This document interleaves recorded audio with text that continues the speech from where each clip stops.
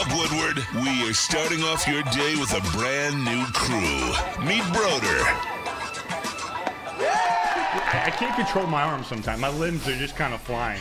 Detroit Kool-Aid. Fired up! Y'all got Kool-Aid I'm hot. fired up! But with the Wake Up Woodward crew, he's actually a part of the family. Flannel Sam. Ask me about my wiener. Okay. Along with JB and KG. Wake Up Woodward gets you all of your Detroit sports talk. Every morning, 8 to 10 a.m. Live on Woodward Sports. A show for Detroit, by Detroit, with people from Detroit. Tell Siri to set an alarm. Because it's time to Wake Up Woodward.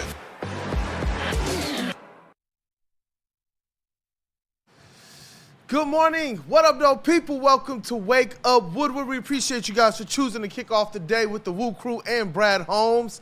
I'm your boy Brandon, a.k.a. Detroit Kool-Aid, your credential Pistons reporter and writer for the network. That right there is Flannel Sam, the vet of the squad, the respected vet of the squad. Hey, man, I've seen this guy hold this time slot down very well for a long time, and he continues. He continues to stand by his takes. And he's still here to tell us about it. Do you know what I love about the Tigers and what they're doing lately? They are just body bagging the teams they're supposed to body bag. They go on the road to Chicago to play the White Sox for 4. They sweep them. It looks like today they have a very good chance of sweeping the Rockies. They take care of business last night. The game was over after the first inning. It's a beautiful, beautiful thing to watch. It is, and you know what? Based on how they started the season, you stated this a couple weeks back. If they were going to have any chance in this wild card, they had to take care of business against these teams, and guess what? Now they got a chance in a wild card. I know somebody who's definitely happy about it and decked out in the gear. Oh, yeah. Oh, yeah. Matthew Broder, the Oh, Credential yeah. Tigers and Lions reporter and writer for the network. What up, dog? Good morning, brother. What up, though? Good morning. These are the days I wake up so excited to come in here. Really, I do every single day. But when you got Tigers wins, you got Lions season just getting started. I'm so excited for these 2 hours. I wish it was 3, but we're going to have a good show today. Got some great stuff planned. Yeah, that's why I'm very happy for you on Mondays. You at least get that 3-hour bump during the Lions season. Woodward Maine, Wake Up Woodward. It's definitely a good time. But A free bump. yeah, a free I wasn't on video for that one. He was not on video. Shout out to that dude, Justin. Intern Chase. Well, you know what? I'll wait for you. That dude, Justin. KG. Detroit's number 1 draft pick. Hey, you forget about KG, He's been gone man. so long. KG, get back to us, brother. Gone and also forgotten. I'm kidding. Love you, KG. But, Love hey, you. I wasn't the one who lost my train of thought when figuring out who it was. It's so. the cap, man. It's the cap. You got our names written on the inside. That's that on the brim. Inside That's of the what hat, it is. yeah. That's Yeah. what it is. Shout out to intern Chase holding it down in the sound booth. What up, though, brother? Hey, what's up, everybody? How you guys doing today? Hey, keep crushing too, man. Keep crushing. Woodward Sports' MVP in the TD booth. That is JB Smooth. I don't like the hat today. Oh, The day man. I choose not to wear one, you wear a hat. The day you choose not to wear one, I actually wear one of the ones that I've been waiting to wear for a long time. But just to let you guys know, someone hacked into my Instagram the other day, so if you see any wild videos that are going out about me clapping some cheeks on there, just treat it like Shaggy. It wasn't me, but thank you. I Dr. appreciate Clapping it. Cheeks? I appreciate it. You know, my team's working on it. You know. Oh, snap, man. Lady Smooth and JB Smooth, man, on the IG. If you see any wild things on there, like I said, treat it like Shaggy. It wasn't me. You were hacked, right? It was Shannon it was Sharp. AI, right? Yeah, it was all AI. All AI. Hey, Mr. Matthew Broder, would you like to tell the people we are discussing today? Sure. In addition to the hot Tigers. That's what we're starting with. We want to have a conversation about the TYREEK incident. We haven't talked about it on this show yet. Coming up right after the Tigers. Then we're going to jump into some Lions. We're going to get into this Lions versus Bucs preview. Talk about the injury reports from both the Lions and the Bucs yesterday. Had some interesting names on that. We'll see. We'll speculate what might take place this weekend, who's going to play, who's not going to play. Then we're going to talk Jared Goff and Baker Mayfield because they're two resurgent projects. 2 quarterbacks, 2 first overall picks sort of kicked to the curb, have now resurfaced with their new teams, perennial playoff teams, hopefully, for both of them. So we're going to get into that Bucs game, get it started. We got Flannel here today, so we're going to take advantage of that. Definitely. And you know what? We got to talk about it. Yeah. You know, in absolute Flannel fashion, we got to talk about the Detroit Tigers 7-4 win and one Kerry Bonds. Hey. Or Barry Carpenter. Did I get it? Did I do it right? Yes. Let's go. You know what? Let's go. And he's earning that nickname. He has a 946 OPS on the season, and I know he's not a qualified batter. He's only played 73 games. However, only 6 qualified Major League Baseball players in the entire MLB have a higher OPS than Kerry Carpenter. Kerry Carpenter has a higher OPS than Vladimir Guerrero Jr., Gunnar Henderson, and Bryce Harper. Wow. And I get it. He's not a qualified batter. We don't know what he would have done in a fully healthy season, but what Kerry Carpenter has done has been just so impressive. He was 4 for 4 last night. One of the, I don't think it's a coincidence that ever since Kerry Carpenter has been back, the Tigers has been playing better. The Tigers offense has been looking better. He had a 1.015 OPS in August and a 977 OPS in September, so far in September. And of course, I got to talk about Riley Greene as well. Yes, appropriately so. It's your godson. Absolutely. Starting the season with starting the game last night with a home run after Parker Meadows made it out to begin the scoring. Just having himself a hell of a year as well. A worthy all-star. Shout out Terry Foster. And this season, he is, I like to do this when he has a good game. 11th in the American League in walks, 12th in the American League in on-base percentage, 11th in OPS, and 12th in WAR. And he has a 1.086 OPS in September. Believe it or not, the Tigers, at least on a per-game basis, have one of the best hitting duos in Major League Baseball. They are, in some ways, the modern-day Prince Fielder and Miguel Cabrera. I know that's going a little bit too far, and they need to show a little bit more, but they're kind of got some Bash Brother energy. I'm not going to douse anybody's hypeness right now over the Detroit Tigers. Yeah. They've done a lot to earn this. It was turning into an absolute season of just what-ifs because of the injuries and such, and because of the bats being absolutely non-existent, because of the pitching to some degree falling off after such a hot start, in which we were like, yo, this bullpen is absolutely elite. But they've turned this into a situation now where they are in the middle of a wild card race through everything that they went through. I feel like in past, this was supposed to be a year that they absolutely got floored. No bats. Your pitching to some degrees goes down. I'm talking about you were depending on that. But here they are, man. Yep. Post-trade deadline, they got rid of some of the guys that people believed, you know what are they doing at the trade deadline? And they're just in the thick of things. Like it's an amazing thing to see. And I'm pumped up. I'm fired up, man, as a Tigers fan. Absolutely. Broder, how about that first inning last night, sparked by Riley Greene, Kerry Carpenter, and that trade acquisition, Trey Sweeney. Trey Sweeney getting his 3-run homer on the 8th pitch of the at-bat after he was down 0-2, work the count back to full, get the starting pitcher of the other team in Game 2 to throw I guess 8 extra pitches, but to extend that inning when it could have been done quick. It was so fun to watch.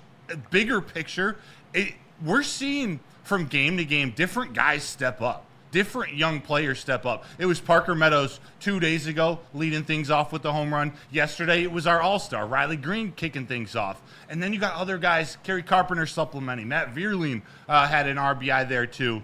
I love watching Trey Sweeney play defense. Each game, I see him mature more and more in the batter's box, which is a reason why the Yankees kind of gave up on him. They were fiddling with his swing, decided to move him on to the Dodgers, but Scott Harris saw something about his development in that Dodgers organization. He's like, man, I got something to work with. He's an upgrade on defense. It's been awesome watching him. But you get off to an early lead. Casey Mize started pitching well, had a rough ending to his start, and we'll talk about Casey Mize next segment. But like we've gotten used to, that bullpen comes right in and shuts the door, starting with flannel Tyler Holton. Oh, Tyler Holton. Maybe the best non-closer reliever in all of Major League Baseball. Honestly, there's only one relief pitcher that I'd rather have than him in all of baseball, and that's Emmanuel Clase. Mm-hmm. Dead serious. That's how good Tyler Holton is, and that's how good of a heater that he's been on. And honestly, Tyler Holton has been damn near this ever since he stepped into the majors, specifically with the Detroit Tigers. He has a whip this season, which is walks plus hits per innings pitched, of 0.79. Broder, tell me how absurd that is. Absurd, Flannel. That is an absurd stat. Yes, absolutely. And 2.23 ERA. And also, Tyler Holton has been the poster child for the bullpen days because he started 7 games, really opened 7 games, and he's honestly made it damn near an automatic inning of scoreless baseball, 2 innings of scoreless baseball, an inning and 2/3, sometimes 3. He's been really the leader of the bullpen resurgence, which has been relied upon so much with the starting pitchers being injured and traded. And Tyler Holton, honestly, if you're talking about team MVPs of the Tigers, he's in that conversation with guys like Skubal and Riley Greene, 100%. Especially when you consider how A.J. Hinch and Chris Fetter are managing this bullpen, really managing this rotation with, for the most part, 1.5 pitchers. And we see Cater Montero have a great game. Yeah. So I'm ready to make it 2 pitchers in this rotation. But nonetheless, Tyler Holton has been the catalyst, being able to put him in any spot that A.J. Hinch wants. You can see the confidence A.J. Hinch has in him. And in his post-game press conference yesterday, it was a fantastic press conference, so I encourage everyone to go watch it. But as soon as Evan Petzel of the Free Press asked A.J. Hinch about Tyler Holton, his face lit up. Check out this video, 26 seconds, on A.J. Hinch talking about Tyler Holton. What do you like about bringing in Holton in the 5th? And I like bringing Tyler Holton in every time I do. Like I love the calmness that he brings to this game and the execution that comes with it. I don't know how to keep talking about Tyler because he's been incredibly consistent, but it's no secret I turn to him at the usually at the first sign of an issue when we have the lead because he's going to be a strike thrower and he's going to be calm. Having that trust as a bullpen arm just in general is huge, but having that trust to start a game, to close a game, to come in the 5th inning, to close the door when Casey Mize started to struggle.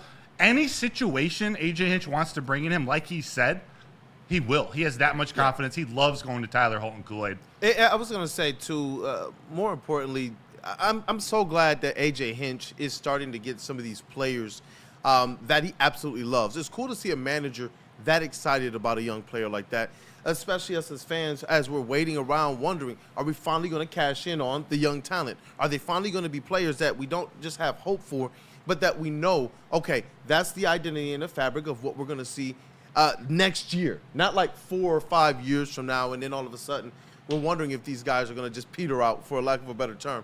But the stretches that I saw earlier in the season, when they were going on hot stretches, and we saw them when they were going 6 game-winning streaks, 11 out of 14, but they weren't really making any moves in the wild card race. And then it looked like they were just absolutely falling off the wagon, man. The wheels just busting off the bus, falling off the bus. I saw something as it relates to the identity, and we continued to kind of tease it as they went through those stretches, even when it looked dark. But it looked like there was some type of character that was being formed with this team that I do see right now. Those guys all in stride, the ones that went down to the majors, they took that in stride. And we're seeing the dividends paying off, even to some degrees. I know it's kind of cooled off a little bit, but with like even a torque.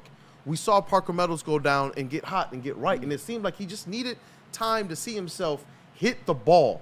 Yeah. And to see what these guys are doing right now, man, it's awesome to see them cashing in. I mean, I'm definitely higher on Parker Meadows going forward than Torque. But to be fair to Torque, he did have a very good statistical month of August. And I already told you about Parker Meadows yesterday. Ever since he's been back, ever since he was You back. can tell me about Parker Meadows every day. Yes, ever since he was back and then played 3 games, went on the injured list, and has been back again in the months of August and September. He's been playing like an absolute all-star. But to be fair, it does help that the Twins, despite the fact that they've won last night, have been basically in a tailspin lately. I believe they've been 7-15 in their last 22 games, and that certainly helps. They were way behind the Twins, and now the Twins are really the only team that the Tigers can catch. So, unfortunately, the Twins did get the win last night against the Angels, but as long as the Tigers keep winning, I think that they'll set them up for a very good shot at the wild card. And before we move on from the Tyler Holton stuff, because I decided to have a little fun with numbers because that's just what I do. In the month of July, Tyler Holton's ERA was 0.0. In the month of August, Tyler Holton's ERA was 1.06. In the month of September, does anybody care to guess what Tyler Holton's ERA is in the month of September? 0.0. Wow. Mariano Holton?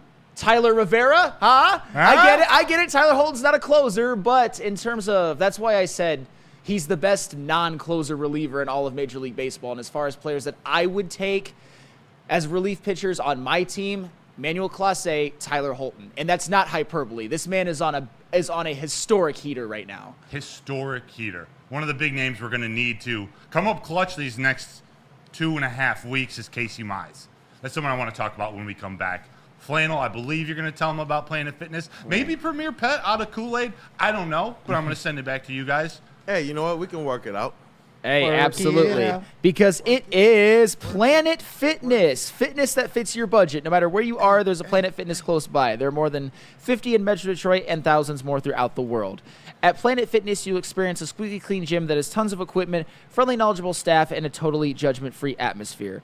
Did you know that all Planet Fitness memberships include fitness training for no extra cost? Want all the perks? Upgrade to the PF Black Card and enjoy use of amenities such as unlimited use of the Black Card Spa featuring hydro massage, massage chairs, and total body enhancement, and more, along with access to over 2,500 locations worldwide and unlimited guest privileges. For more information or to join today, visit your local Planet Fitness or planetfitness.com.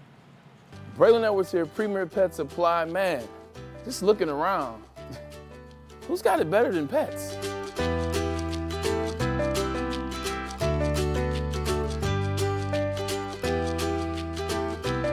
Come on, a baby stroller for Coda?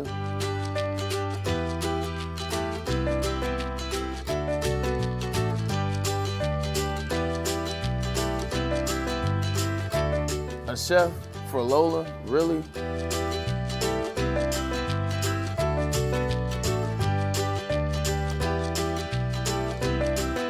You don't have to tell me who the real boss here is.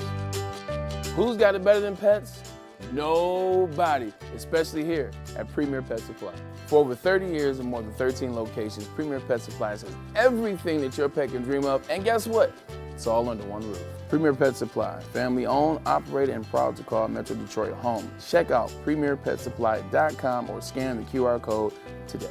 Who's got it better than pets? Nobody! Love Woodward Sports? Love wearing clothes? Then you should be wearing Woodward Sports clothes. Check out our full line of merch at woodwardsports.com. Just click on shop. We have all your favorite designs, like Dan Campbell kneecaps, Woodward golf, and of course, our own logoed out merchandise. Men, women, infants, kids all love Woodward Sports. Impress your friends. Impress your boss. Impress your dog. Buy Woodward Sports merch today. At Planet Fitness, you can get everything you need for just $1 down. Try out Planet Fitness and dang, they got lots of equipment. Not me getting a Planet Fitness membership just for the 24-hour perk. Hey, y'all better get on these free fitness training sessions from Planet Fitness. Did y'all know that the PF app has workouts you can do at home? Cheapest therapy I can find is Planet Fitness. Join Planet Fitness today and get everything you need for just $1 down. $15 a month, cancel anytime. Deal ends Thursday, July 18th. Dealing with divorce, child custody, visitation, or other family law issues, Kevin and Catherine at KDK Law in Birmingham will have your back. With 10-plus years of experience and 24/7 availability, scan the QR code on the screen or call 248-971-0476. Say Woodward Sports sent you and KDK will pay your filing fee. KDK Law, they've got your back. KDK Law got your back. Woodward Sports and Wake Up Woodward got your back. Look like Soroki's about to have my back for lunch today, dog. These new signature saucy wings. Goodness gracious, man. I need one of each. Hey, and you know what? Hey, show up to the watch party in the post game. We will have Soroki's there. Can't wait. But welcome back, people. It is Wake Up Woodward. Thank you guys for choosing to kick off your day with the WUW Crew. Woo-woo. Shout out to Detroit #1 draft pick KG. See, I remembered you, bro. I don't know about these other guys, but that dude Justin, intern Chase. Got Matthew Brought, our credential Tigers and Lions, a reporter and writer. We got JB Smooth in the TD booth. Woodward Sports' MVP. It's your boy Brandon Dan K, Detroit Kool-Aid. Your credential Pistons reporter and writer. That right there, that's the vet of the squad, Flannel Sam. He's made several declarations about the Tigers this year, but you can feel the passion, you can feel the fire, and now that they're in the thick of things right now in this AL wildcard race, it's really getting exciting. It's getting exciting. I know we're going to talk about a couple people in this segment, but one of them that just I hear people often with a guy like Tarik Skubal, and it was getting close to the trade deadline, and part of the narrative and some of this is true, is that he pitches once every 5 days. But right now, seeing just how good he is, they needed every single one of Skubal's wins to be in this position right now, to have a shot at the wild card. And if they get in, like you've stated before, if they get in, think about this pitching staff on a shortened rotation. Yeah, and the whole Tarik Skubal thing, and I'll admit it, I'd gotten to the point where I wanted him traded because the Tigers looked dead. However, after letting it play out a bit, you could see that not only did they get to keep Skubal, but they were able to low-key buy with Trey Sweeney in the Jack Flaherty trade. And I'm not saying that Trey Sweeney is by any means better than Jackson Holliday, but he's been better than Jackson Holliday with the Tigers since the trade deadline than Jackson Holliday has been with the Orioles since Holliday's been brought up. I still think Holliday is going to be the much better player moving forward, but it's amazing how it's worked out. And I think if the Tigers, if they make the playoffs, it was no doubt the right move to keep Skubal. If they don't, and they're not able to sign him long-term, or God forbid he suffers any sort of injury, well, we'll just have to see at that point. But for now, I am more than happy to have Tarik Skubal on my Tigers team. Definitely. And with Casey Mize, right now the Tigers are in a position where they're going to have to depend on him. And the question is, can you count on 3 quality starts coming up from Casey Mize? Broder? Yeah, that's the question. I don't know yet. Yeah. I don't know. I want to say we could. I mean, we saw 2 different pitchers last night. One was not a dominant Casey Mize, but a really good Casey Mize to start the first 3 innings of that game last night. He was efficient. His splitter was disgusting. His slider was above average. And he looked really good. He was able to get outs. But then at the end of his outing, I don't know if it started in the 4th or at the end of the 3rd, he just became a below average pitcher. It was like hard hit line drive after hard hit line drive. And all of a sudden it's 7-1 from 7-4.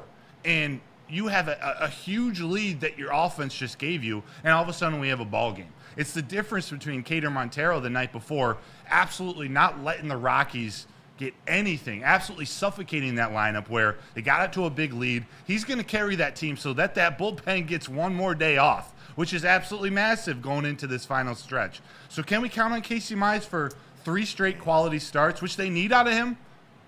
I think my answer right now is I don't know.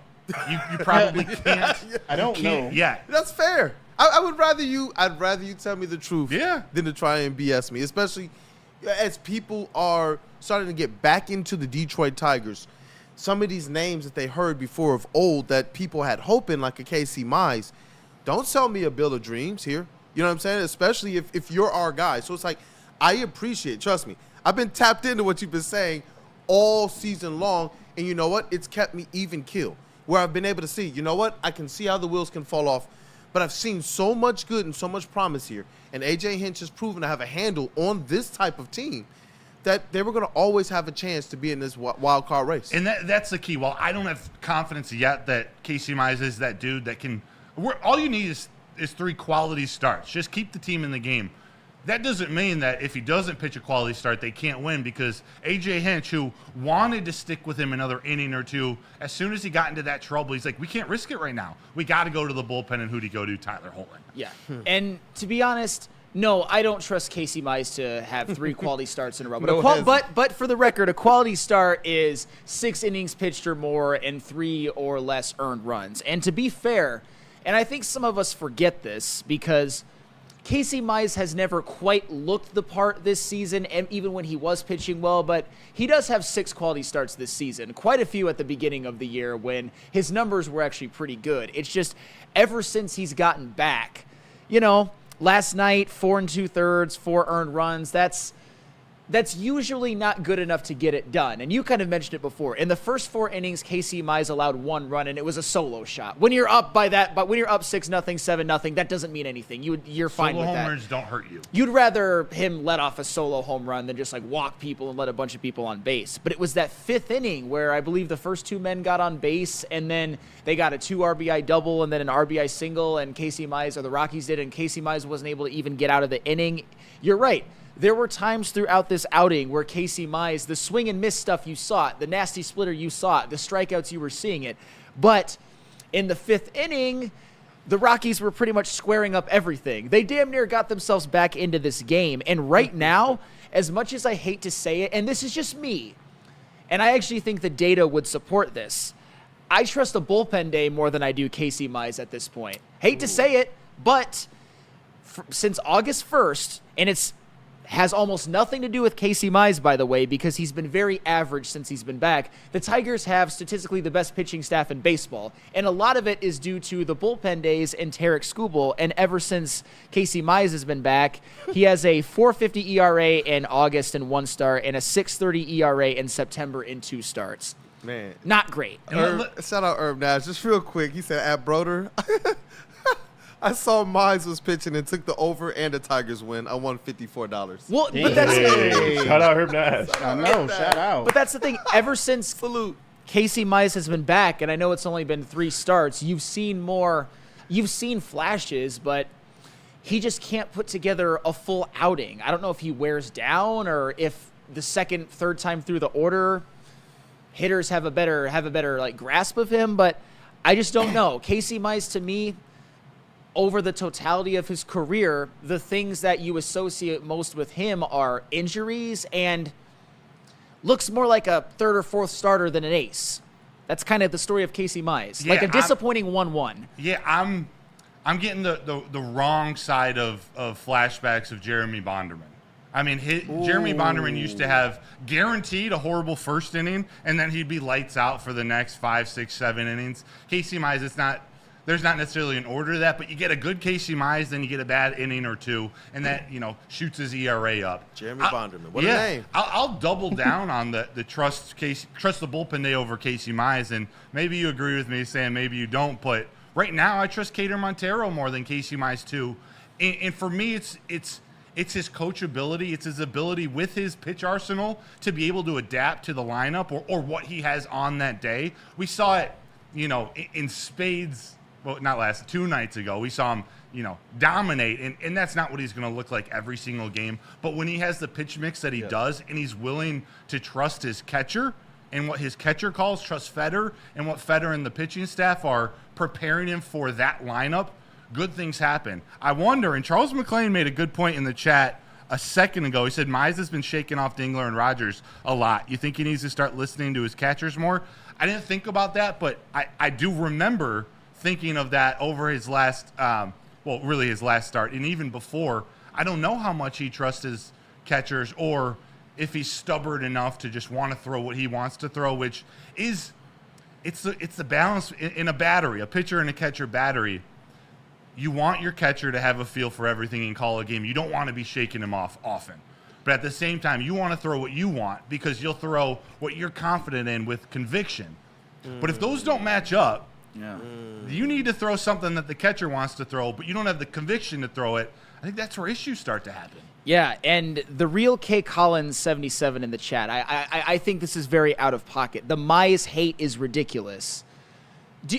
We're not hating on Casey Mize. I mean, like, the reality is that this Tigers resurgence, hell, this entire Tigers season has been built off of the backs of young guys, primarily Al Avila draft picks showing out and having great seasons, like the Riley Greenes, the Tarik Skubals, the Kerry Carpenters, the Colt Keys, the Parker Meadows, and the like.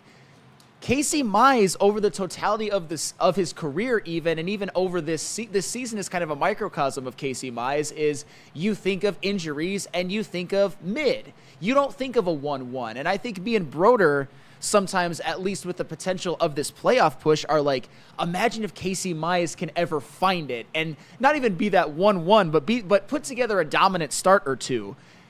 I would feel more confident about the Tigers making a wild card. Right now, when it's Casey Mize's turn in the rotation, that's the start that I'm usually the most worried about. And I think the numbers play that out. Yeah, he's got the stuff to I don't think he's going to be a 1 or a 1A or a 1B, maybe even a 2, but he's got the stuff to still turn himself into a number 2 or a number 3 pitcher in a rotation. It's just about putting it all together. And I trust who he's with. I trust the pitching staff to get him there if he's willing to make those changes. One last quick question.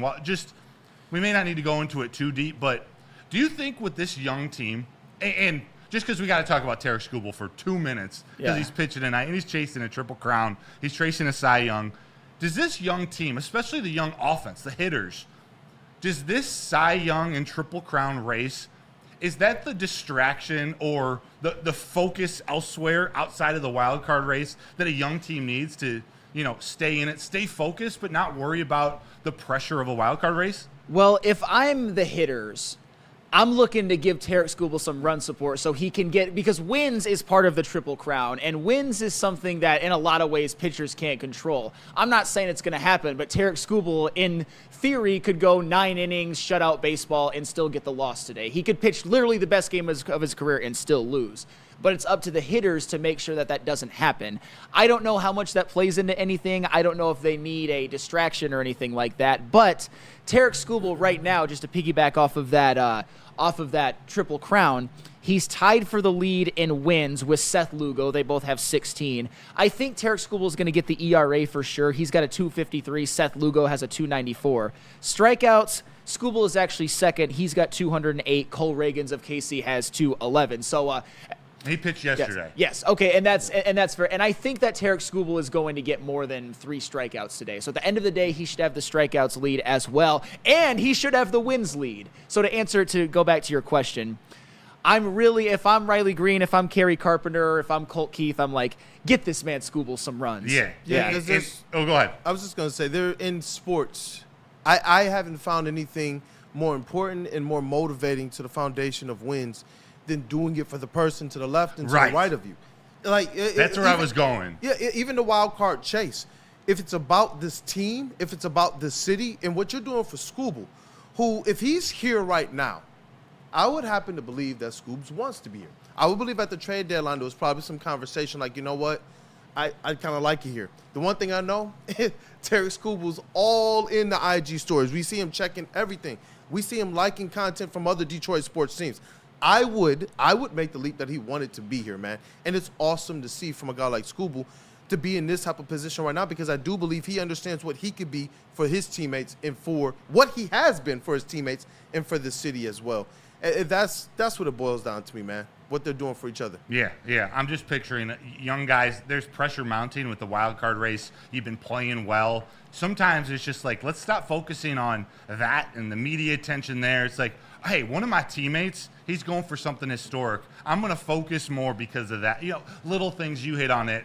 It's going to be an exciting final 17 games of the season. I can't wait. And I'll tell you what, the playoffs and a Tarik Skubal Triple Crown as a pitcher are well within reach.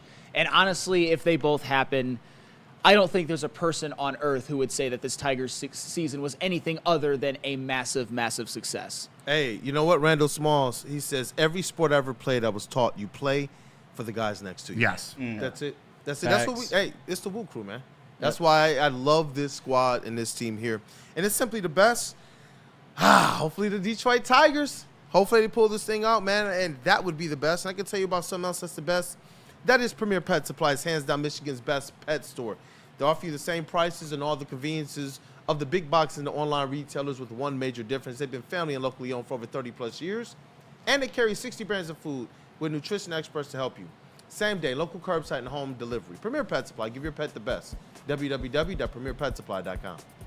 Come to any Lady Jane's Haircuts for Men and claim your throne for a king's treatment from one of our talented stylists. Open 7 days a week, walk in anytime. Just get to a Lady Jane's today and receive a precision haircut, scalp massage, hot lather neck shave, and a hot towel treatment. A haircut should not be a chore. It should be an experience. And that's exactly what Lady Jane's has to offer.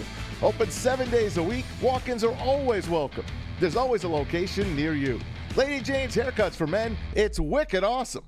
We are the network for Detroit by Detroiters. Welcome to the Woodward Sports Network. Stop searching for a vehicle and start finding one. Les Stanford Chevrolet Cadillac makes it easy. We harness the power of multiple dealerships and own the biggest selection of GM brands in the area to get you the car you need. With the Les Stanford Group, you'll have access to 4 different dealerships, providing you with more makes, more models, and more choices. We're connected to more than 1,000 vehicles, and with so many high-quality CPO vehicles available, you'll find new car quality at pre-owned prices. You can start and end your search at lesstanford.com today. The countdown to kickoff is here. Your Detroit Lions are ready for another season of grit. Woodward Sports is your #1 destination for all breaking news and Lions coverage. We are Detroit's #1 sports network. We are Woodward Sports. Hey, Detroit. On game day, wake up with Woodward in Maine, your source for all the insider information on the defending NFC North champions, your Detroit Lions, with insight from Detroit sports media legend Terry Foster and rising star Matt Broder. Get ready, Detroit, every Sunday, 8 to 9 a.m., Woodward in Maine, brought to you by Tangerine Space Machine, Taller, your local long drink, Sabbath Coffee, and Tullamore Dew Irish Whiskey. And, of course, you gotta watch that pregame show after Woodward in Maine. It's the New Holland Brewing Company pregame show. Every game day, Neil Rule and Sean Belegian bring you the best Lions pregame show.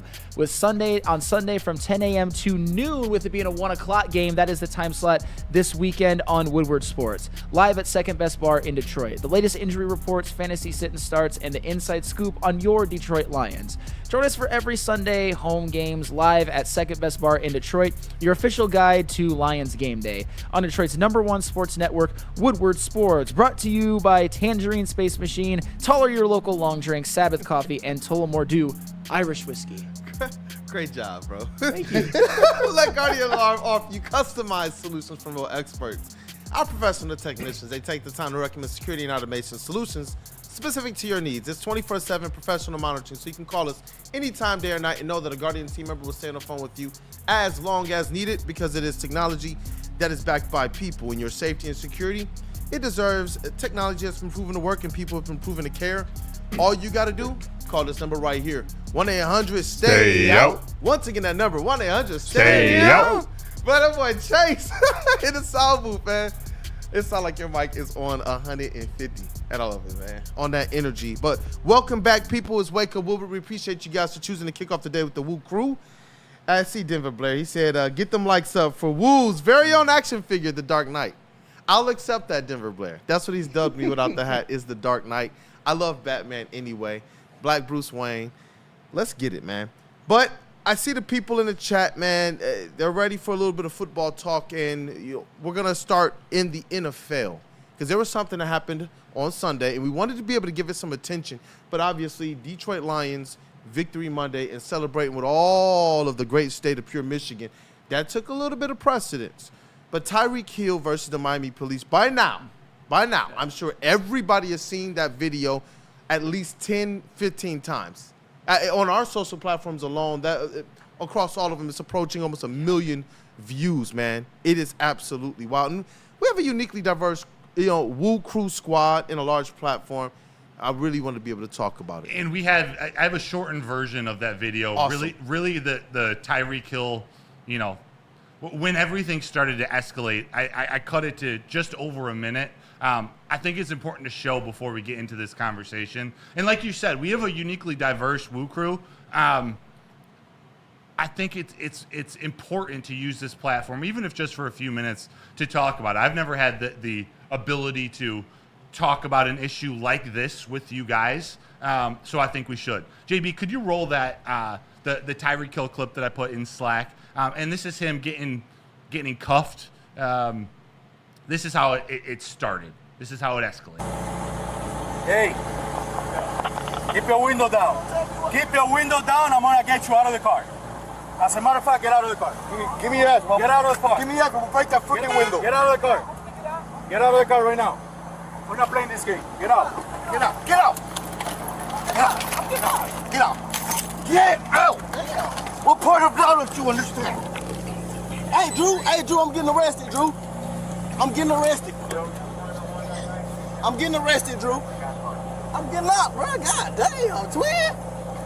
When we tell you to do something, you do it. You understand? I'm getting out. You understand? Not what you want, but what we tell you. You're a little fucking confused. I'm getting out, bro. Too late. Too late. All right, bro. Take me to jail, bro. Do what you gotta do, bro. We are. We will. Good, bro. It is good. Hey, Drew. Hey. Don't worry about it. I hung up the phone. You stop crying. Hold on, bro. I just had surgery on my knee. bro. I just had surgery on my knee, bro. I just had surgery in your ears when we told you to put your window down. Chill, bro. That's tough to watch. Yeah. That I want to ask you first. I have an opinion on it, but Yeah. Kool-Aid, what's it like seeing like that? As a black man, what's it like seeing that video? It's tough. Oh man, you know what? Coming home from college, my freshman year, I had my cousin with me. Shout out his production name was .com, and big hair, man, big hair. So either he got the cornrows in and the braids are like down his back, like old Shad Moss. Shout out Bow Wow. I could never, but he had his hair out, like he had just taken it out. We were going home. He was coming to visit Detroit with me for the first time, and you know, by this time my pops were out in Canton. He was working at Yazaki. He was in the media. He was the guy that would literally go around to different schools and make sure kids got their scholarships and such from the donations from our job, from his job. And getting in about 12 o'clock at night and just went to a gas station, literally pulled out, made the Michigan left to get back home, and they pulled us over for some reason. I don't know why. And they called in 2 or 3 other cops in a K-9 unit. And they said, hey, you guys didn't put on your blinker or whatnot. And it was like, we did everything we were supposed to do. Like I was a very cautious and new driver. And they still made us get out the car. And they said, do you care if we search your car? I was like, we don't have anything, so you can't search. They called the K-9 unit, had a couple big German Shepherds out. I'm a freshman in college. I went at 17, so I'm young, man. It was scary. And then this is what really got crazy. They called in a cadet. Somebody that looked like my age, not like me necessarily in terms of skin, and they told them, watch how this is done. You watch them boys over there and watch how this is done. And they took my whole entire car apart, man. I didn't even know the car could come apart like that. And they didn't find anything. And I kept telling them that. But you know what was crazy? They said that their dogs, they did something with the dog, and you saw the dog do the sign that they said denotes that I had something in the car. And I knew I didn't. They didn't know my pops goes out to lunch with the chief and all of that, so he was able to handle that. But how many people out there don't have that? And so when I see this, every time I see this type of stuff, man, it brings back scars and memories, because we were out there for a good 3 hours with these people trying to figure out where is this stuff that we know they have to have because of how they must look. Had a little contour in my first car. The struts was blown out, so it was like that a little bit. But I knew who I was, man. I was just down the street from home, and then all of a sudden they're like, Brandon Dent. Where have we heard that name? Junior. Oh, now all of a sudden they put 2 and 2 together. And it's like, I was lucky. I don't know what happens because I have an uncle that wasn't as lucky in Inkster. He's not with us anymore. And that's what I'm saying. Like this type of stuff, the Floyd Dent stuff in Inkster, look this stuff up, man. It's just, I don't know, dog. It's tough to watch. Let me just put it that way. It's tough to watch. I'm trying to maintain composure. Yeah. What about you, JB, before I talk? Yeah, I mean, I don't have an incident like Kool-Aid had, which is really tragic. It's unnecessary. But one slightly similar to that, I guess you could say, a little bit of mistaken identity. This is back when I was in high school. I actually used to have braids as well, too. You know, shout out Little Bow Wow. Mm-hmm. But this one day after high school, took my braids out. So basically, like, my hair is just flowing up here. I usually, like, wrap it in a bandana. And my friends asked if I wanted to go to the store. So the store is literally around the corner from my house. So we're literally just walking together around the corner. And next thing you know, this cop car just pulls up and just slowly starts to, you know, stop. And literally out the window, this officer yells out, hey, Terry, come here. And is literally pointing at me. And I'm like, what? What is happening? And he's like literally messaging me to come over. Like, and he's like, hey, are you supposed to be out right now? I'm like, who are you talking to, man? What? Do you even know who I am? Like you're just going to assume that I'm this Terry person? Like, what is happening? I'm like, dude, I don't know who Terry is. I'm not Terry. And he's just like, oh, okay. Go about your day. I was just so confused as to what the hell just happened. And my friends are over there looking at me like, dude, what was that about? What is going on? There's like something you're not telling us? I'm like, dude, I don't even know what's going on. So like we literally walked to the store and walked right back to my house. And I'm like telling my mom what happened. And she's just like, hey, don't go out with, you know, these certain people just because, you know, you don't want to be associated and, you know, have another incident happen like this to escalate even further to where now I have to go and pick you up from a police station because of a mistaken identity. So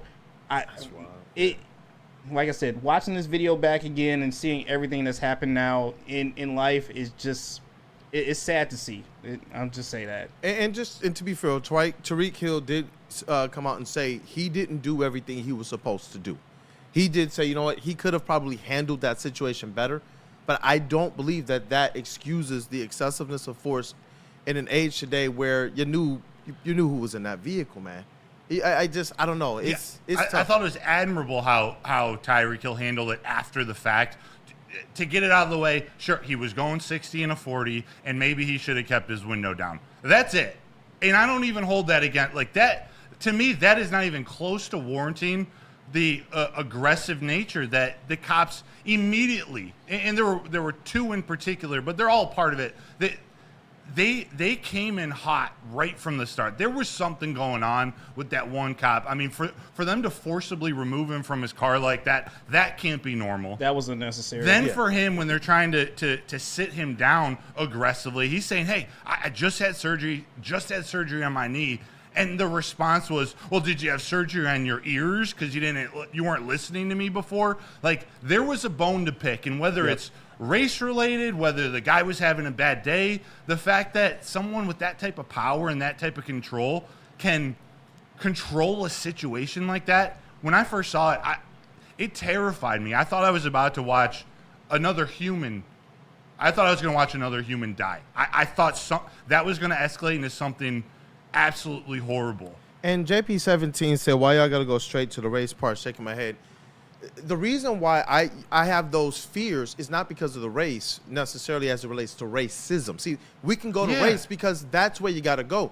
Race doesn't mean racism. Race can mean we don't understand each other. And that right there can create conflict, and that's what happens.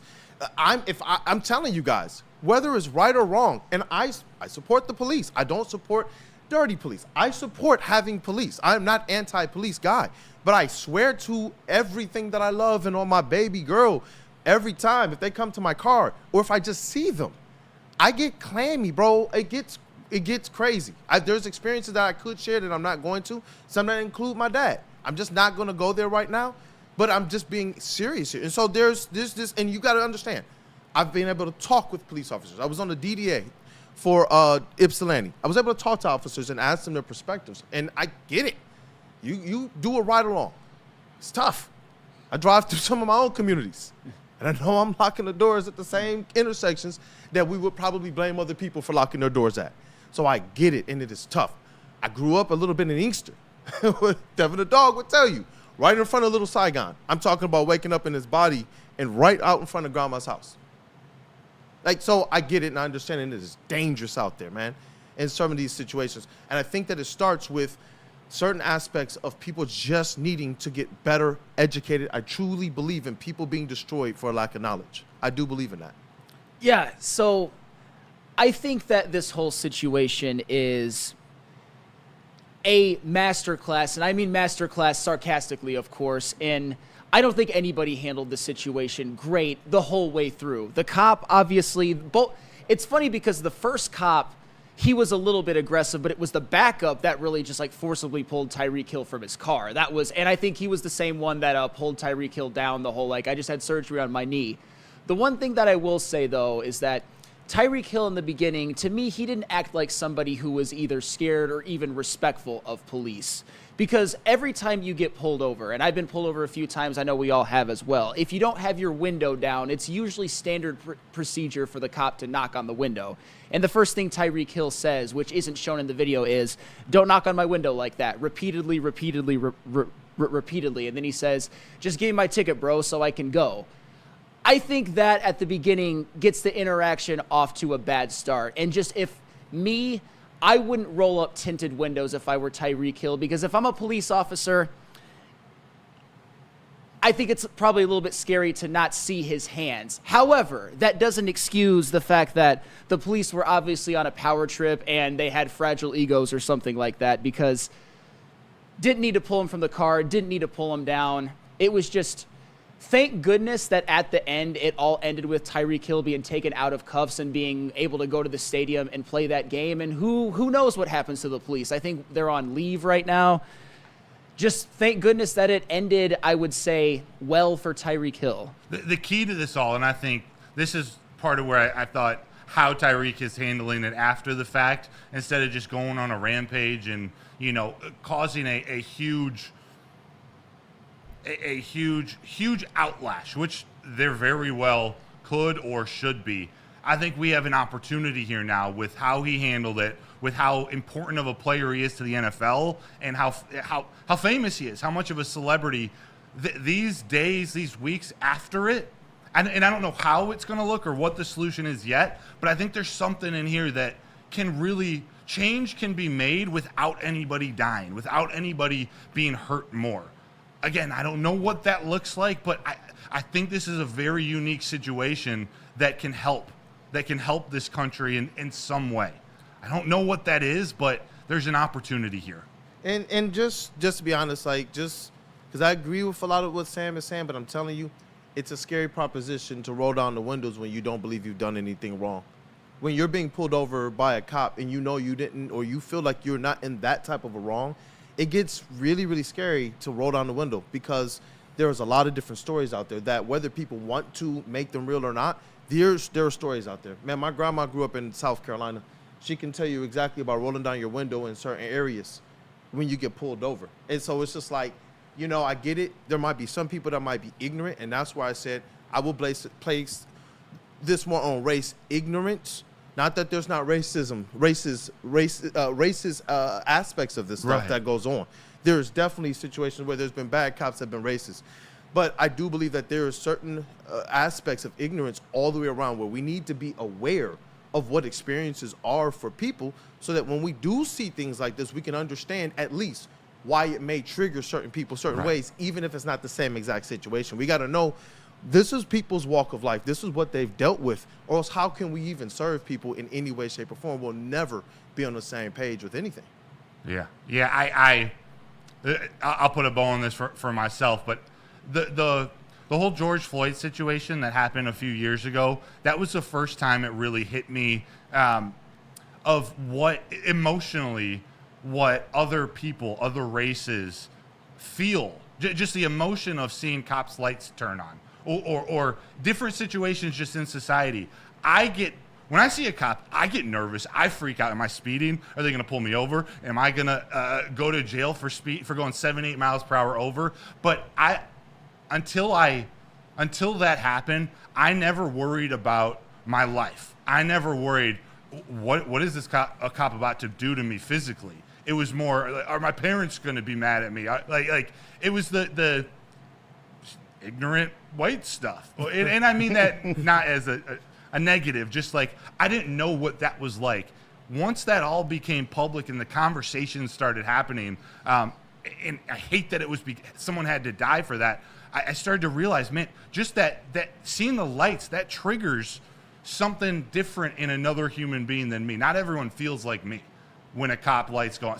Like that triggering emotion, I don't know what it's like, but I can't imagine that it feels good, or that you're going to act rash as much as you're taught. And I see people in the chat, like, black parents have to have the talk with their kids. I didn't have to have that talk with my parents. That wasn't something we worried about. But that is something that you worried about. My dad had to have that talk with me, right? But when I was in the DMV area, man, I forgot the freeway, and I was speeding. I was speeding, dog, and I probably shouldn't have been. Yeah. And a cop out of nowhere just, woo, like their cops got a different level of speed. I thought my 90 or 100 was, no, that guy got up on me, and it didn't look like his car was shifting at all. Pulled me over, and you know what he did? He came up to me and said, I'm the chief, and I'm here to let you know that there are cops out here who would love to pull you over in this situation. Don't find yourself in that situation. Do you know how crazy it is to have a cop tell you that? That's wild to me. That is absolutely wild to me, but that's what was said to me. And he knew exactly. He wasn't my complexion. He wasn't my race, but he at least understood some aspect of what people go through. And in that area, there's been major, major strides with reform in that area. And you look at the prison reform, you look at the crime reform in D.C., Maryland, Virginia, the DMV region. There's been a lot to be able to correct on some of those things. So I appreciate you for letting us have, and crew, flannel, everybody here for letting us have the conversation. I think it's important to talk about it. And like I said, we're a very unique group here, and I feel comfortable talking about these things with all of you and with KG and Justin, and know that I might not have said the right things in the last 10 minutes, but I think, I'm coming from the right place or trying to understand things better, which I hope is what comes out of this. No one got hurt. It was a horrible situation. Let's be better after this. That's a message to everybody. Let's be better. All the way around. All the way around. Hey, I agree with that, brother. Any last comments before we get back into the sports, get back into Lions football, turn this around? If anyone has any comments, I want you to be able to talk. Otherwise, we'll hunker on. I thought it was well said all the way around. And if anybody, cool. No, I think we should probably just take a break because just got a little heavy. So let's just take a break, come back, regroup ourselves, and then let's hop into some Lions talk. How about that? Definitely. I appreciate the chat family as well. Whether we agree, whether we disagree, whether we have different perspectives, of being respectful of the matter. I think ultimately, what WUW Crew can be beyond just sports and culture and fun and laughs is a true conversation between people of many different backgrounds that go beyond just race. I found myself to have so much more in common with these guys in this room, and it doesn't matter our background at all. And it's been awesome to see the way that these guys have strived to support me. That's what this is all supposed to be about, and that's why I love WUW Crew. People be like, oh, man, why are you going on so much about his guys? Because it matters. Because the antithesis to this world is something so much crazy that this is a bright light for me. Yeah. So I'm glad that when that Wake Up Woodward logo is up there, it's the sun at the top of it, man. Yeah. But you know what? I can tell you about something. Oh, we'll just go straight? Go straight to break. TD, We'll come back. let's rock, bro. So just to get the heated steering wheel, I also had the spring for the bigger rims. Yeah, that's how they get you. Those upgrades will cost you an arm and a leg every time. Hey, new car crew, how'd it go this weekend? I got a great deal on mine. How? I went to Randy Wise, not those other guys. They got me in a great new ride, and they didn't break my budget. Hey, could you pass me the sugar? How? Never mind. He made the wise choice. Yep. Make the wise choice at randywisechevy.com. A ton of fun, a ton of sports, and a ton of man meat. Welcome to the Woodward Heavyweights, live daily 5 to 7 p.m. on Woodward Sports. The Great American Chevy Week is back and bigger than ever at Feldman Chevrolet. Choose from the largest inventory of award-winning Chevys, all priced to move for the biggest week of the year. Get this 2024 Silverado for only $213 a month, or this 2024 Equinox for as low as $249 a month. Feldman takes the Great American Chevy Week to another level. Feldman Chevrolet, Michigan's #1 Chevy dealer. We are the network for Detroit by Detroiters. Welcome to the Woodward Sports Network. It's a marathon on these ad reads. Let's rock, man. Awesome is where a guy can be a guy and get an amazing haircut. That's Lady Jane's Haircuts for Men. All you got to do is stop in, sit back, and relax, and let one of Lady Jane's talented hairstylists make you look and feel great. Lady Jane's Haircuts for Men. Walk in anytime, 7 days a week. It is wicked awesome. On these ad reads, because what if I told you you could place a bet up to $1,000, and if you lose, you get that bet right back? You think I was crazy, right? Well, scan this QR code that we got on screen and enter the code Woodward1000, and if your first bet doesn't hit, you get that money right back into your account, up to $1,000. That's right, $1,000 right back into your account with a minimum bet of just $20. Download the Caesar Sportsbook app today, the official sportsbook for us here at Woodward Sports. Use code Woodward1000, or you know what, just scan the QR code on the screen. And you know what, stick around at the end of the show. I might have a bet for you. Ooh, I'm so glad that we got Caesars. We're going to talk a little bit more about that. Attention, sports fans. Don't miss out on expert sports injury insights with Dr. Jeff Pierce of Michigan Sports and Spine. You can join Dr. Pierce every Tuesday on Big D Energy and every Thursday on Armani and Edwards, where he's offering you top-notch injury advice. All you got to do, trust the guy that DMAC trusts for so many years, man, and still does. Dr. Jeff Pierce is here to keep you in the game and performing at your best. For more information, visit them online at michigansportsandspine.com or call 248-426-9944. And that is the marathon. You know what, man? I'm fired up. Hey. I'm glad to be with the WUW Crew, man. Thank you guys for being here. It is Wake Up Woodward Chat family. It's been an epic show. And now we got to get down to business. We start this week 2 preview. Detroit Lions versus, I'm just calling them the Bucs. The Bucs, man. And the Detroit Lions are teasing. They're teasing a blackout right now. Ooh. But they did this the first week too, and there was no blackout. They put dark mode activated across all socials about 10 hours ago. See, a 1 o'clock game, I don't know if the blackout, if this is really the day to do it, but you know what? Is there really a wrong time for a blackout? I just hope that if they do it this Sunday, that it doesn't take away from another time where they're going to do it. Like, I think we all agree the Monday night game against Seattle is about as perfect a time as you possibly could. So if you're going to do it for Tampa Bay, do it for Seattle as well. Don't they have to get with the Packers and find a way that they can wear their all-black uniforms when the Packers are wearing their crispy, frosty all-whites? That would be so epic, man. Oh, yeah. Oh, my goodness. At Lambeau, too. That would be crazy, actually. Yeah. Hey, look at you. You over there cooking up, man. You already pulled the graphic, man. We got it up on socials as well. As soon as we put it up at 7 in the morning, it instantly took off. People are excited about these new jerseys, and it has everything to do with what the Detroit Lions have done to cash in on this early kind of Super Bowl expectation hype, man. Winning that game against the Rams goes a long way. You've heard it pontificated here. If they lose that first game, man, who knows where fans are at. But they win that first game, and now they got this rematch with the Bucs, who I said I want to see them after that first game, and they're looking more like the way that Broder expects them to look. Yes. How you feeling, man? What are the keys to this game for you?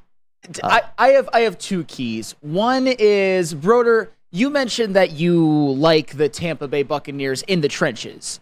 I am not as high on their interior offensive line. I think counting on a rookie, counting on Cody Mott, counting on Ben Bredesen, I think this is a day where Aleem McNeil has a bounce back, where if rookie Graham Barton is staring right across from DJ Reader, who hopefully plays, that could be a long day for him. I think that the interior of this defensive line has to eat, has to stop the run, which I think they will, and has to get pressure up the middle on Baker Mayfield, because Tristan Wirfs is a different animal than the backup tackles that Hutch and Davenport were facing last week. So I think through the middle is going to be where the Detroit Lions defense really has to be dominant. And also, it still looks like Antoine Winfield isn't going to play. It says doubtful. It's Doubtfield? It says Mrs. doubtful. Yeah, it says doubtful right now, but I hear he's in a walking boot right now.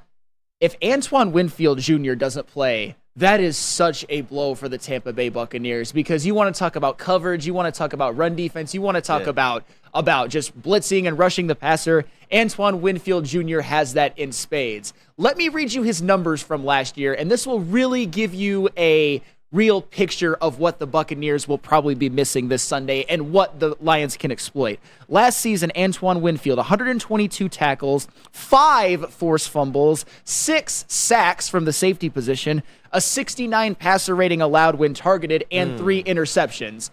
He was one of the best players in the entire NFL last year, and this is one where, Amon-Ra's probably looking at that and being like, and just licking his chops. Sam Laporta, Antoine Winfield Jr. is one of the rare safeties that you can put one-on-one on Sam Laporta and could actually limit him some. But if Antoine Winfield Jr. isn't there in all facets of the game, I think that gives Jared Goff more time to throw, facing less blitzes. I think it's good for the run game, Jahmyr Gibbs and David Montgomery. And, of course, I think not having him in coverage or in help coverage is going to allow for a huge game from Amon-Ra or J-Mo or Laporta.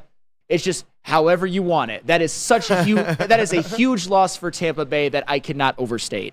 It definitely is a huge loss for Tampa Bay, but I got to admit, I was looking forward to Jahmyr Gibbs round 2 with Winfield through the back of the end zone. He can do everything except for one-on-one matchup with Mr. Jahmyr Gibbs. And I'm going to talk my talk because it is game week, so we can talk a little trash, man. With the Bucs, though, and I know we're going to get a little bit more into the quarterbacks because the Bake Show, Baker Mayfield, like you, Flannel Sam, has been somebody that I did not want to like, but the personality, the charisma, who he is, even our guys like him. Like seeing the Pro Bowl and Amon-Ra and these guys literally having fun with each other. I'm like, gosh darn, Baker Mayfield. Okay, so it's all right, I'm not going to dislike you, but I still want to see you lose. And unless this guy has, in my opinion, the arm, the quickness, the IQ of a Matthew Stafford, like you said, if the Detroit Lions get that pressure up the middle, what is a dink and dunk day for Baker Mayfield and the Tampa Bay Buccaneers? See, with Baker Mayfield, everybody knows that he has not grown on me one bit. He's still my least favorite player in the National Football League. I think he's a douche. I think he has little man syndrome. I think the fact that they associate that they associate something that isn't real, by the way, moxie as a Baker Mayfield thing, I think it's absolutely ridiculous. However, I have to give my respect. He had a really good season last year. He did. He absolutely did. And he's a guy that, when you give him time, and even when he's on the run, he can be deadly accurate. That was his calling card coming out of Oklahoma, and he showed it a lot in the NFL. And last season, by the way, he had his career high in completion percentage, and we all saw how he carved up the Washington Commanders. However, with Baker Mayfield, both inter-season and then season to season, he tends to be kind of erratic. You saw last year, he did not play well in the regular season game against the Lions, in which the Lions won 20-6. He threw a couple picks in the playoff game. You're going to get some bad with Baker Mayfield as well. I mean, even season to season, great rookie year. 2019, Freddie Kitchens is the coach. He has 22 touchdowns, 21 picks. 2020, they make the playoffs. 2021, Baker Mayfield, to me, is done in by his little man syndrome, trying to make a tackle after an interception. Hurts his shoulder, is never the same. 2022 in Carolina, he was absolutely awful. He goes to the Rams, has a couple of good games, but isn't even that great throughout the whole time with the Rams. And in last year, he was very, very good. My point is that Baker Mayfield is somebody who, to me, is very, very good when everything is right around him. He's more situation dependent. And if you can rattle him, if you can get that pressure up the middle, I don't think Baker Mayfield is as shifty in the pocket as a Matthew Stafford, and I don't think he's mobile enough to get outside if, Wirfs or the other tackle can't, hold Aiden Hutchinson as long as he can keep contained. I think Baker Mayfield is somebody that you can rattle. Broder, what do you think about this matchup? Yeah, see, I almost disagree. I agree with a lot you're saying. Baker specifically, I almost think he's a quarterback where the situation matters a little bit less. Like, I think he's in a good situation and it's elevating his game. But to me, he's at his best when he can improvise, when he can get out of the pocket and make throws on the run. The unique part about this game and this team, this Lions team, I'm going to flip it. Last year, I probably would have said, most games, I'm with you 100%.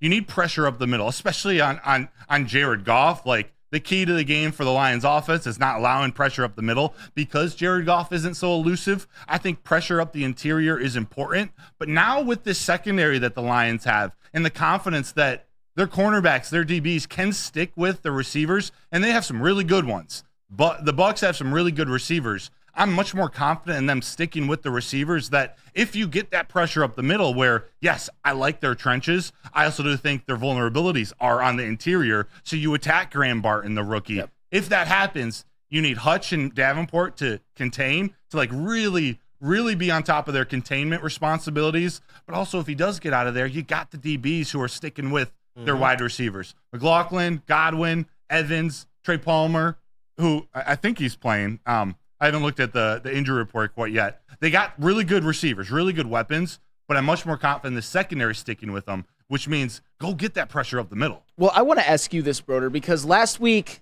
the Rams have that bigger receiver in Puka Nacua, but he was out for most of the game. We saw the Lions DBs, for the most part, not let Cooper Kupp kill you. It was a lot of nickeling and diming. Are you concerned with like a Carlton Davis or a Terrion Arnold if he has to link up?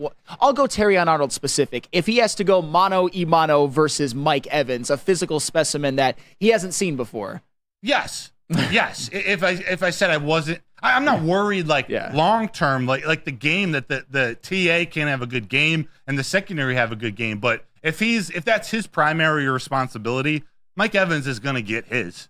It's making sure it's not 180 for 2 touchdowns. It's 110 for 1 touchdown. You limit it to a Cooper Kupp game. I do think we're going to see a lot of Carlton Davis on Mike Evans. I was about to say it has. I mean, I'm no Aaron Glenn, but doesn't it have to be to me Carlton Davis? And I don't even know if the Lions want their DBs to do this. I think he has to travel, because to me, I'm looking at Terrion Arnold I think that Chris Godwin is a better matchup for him specifically. And I think That's Mike. what I was thinking. Thank you, JB.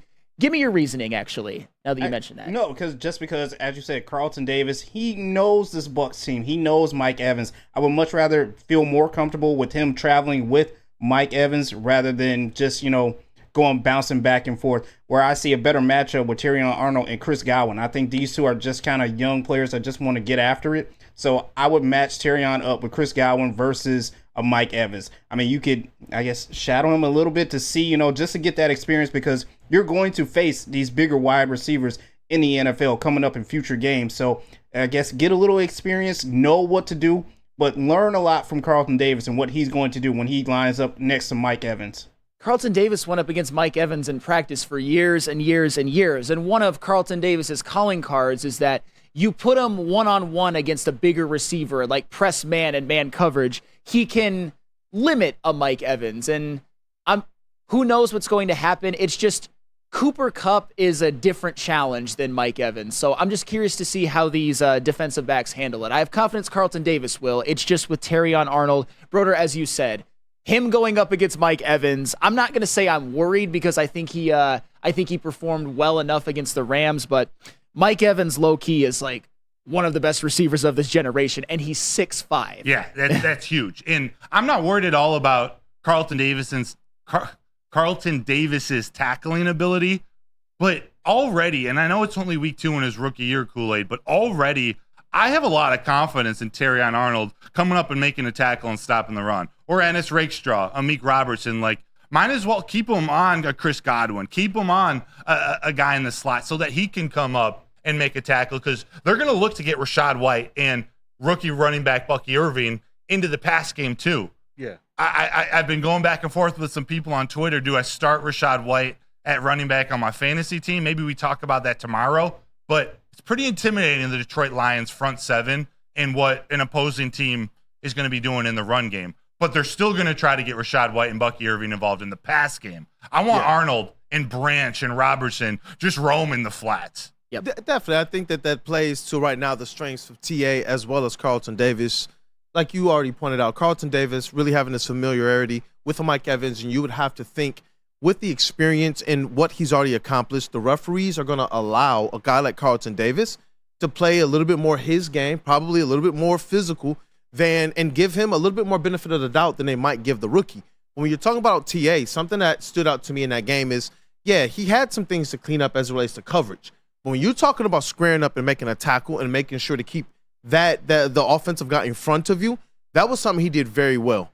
And so, when you're talking about putting him in a position to be able to have a little bit more versatility on that field, which I do believe plays to his strengths, his skills, the ability to wrap up and tackle soundly, that's what I'm looking forward to. And AG has proven this now over at least the last year and a half, season and a half, that he has a way to confuse defenses. They've been so opportunistic to close out games. Like over the last season, there were so many opportunities to either get game-ending interceptions or game-changing interceptions, or they actually did do that.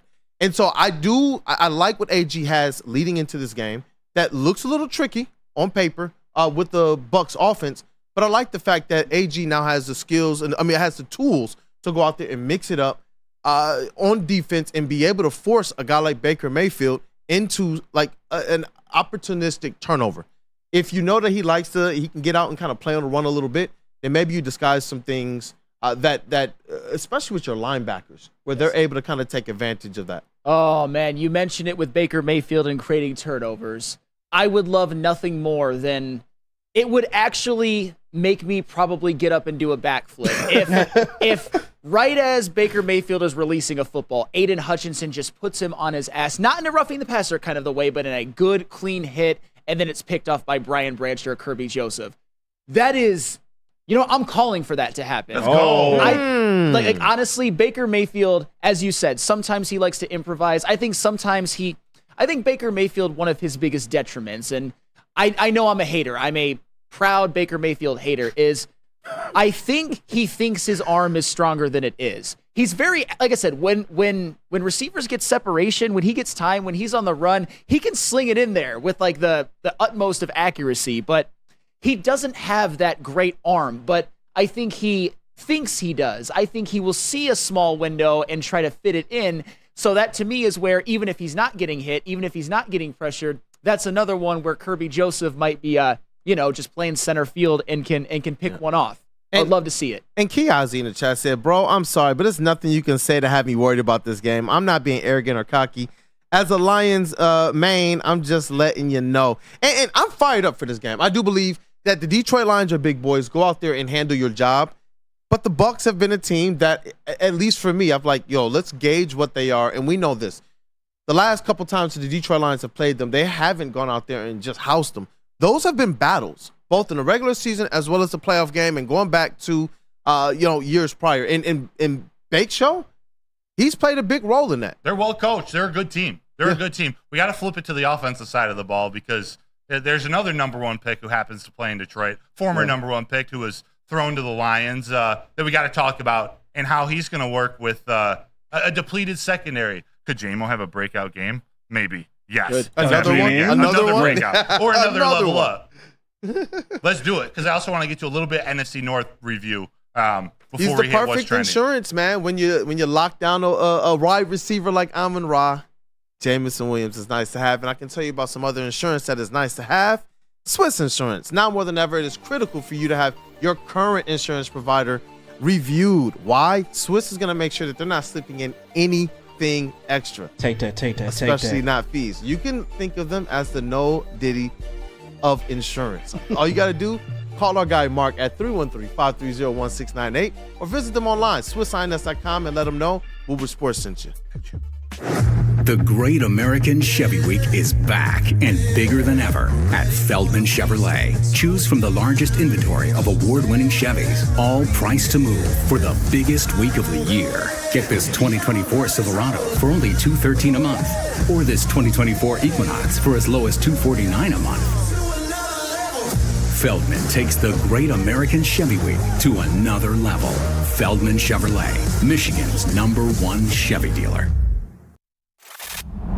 Love Woodward Sports? Love wearing clothes? Then you should be wearing Woodward Sports clothes. Check out our full line of merch at woodwardsports.com. Just click on shop. We have all your favorite designs, like Dan Campbell kneecaps, Woodward golf, and of course, our own logoed out merchandise. Men, women, infants, kids all love Woodward Sports. Impress your friends. Impress your boss. Impress your dog. Buy Woodward Sports merch today.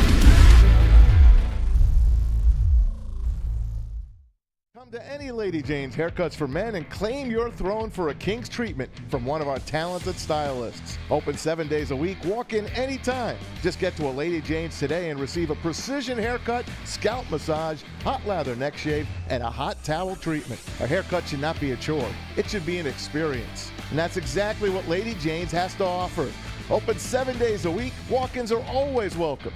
There's always a location near you. Lady Jane's Haircuts for Men. It's wicked awesome.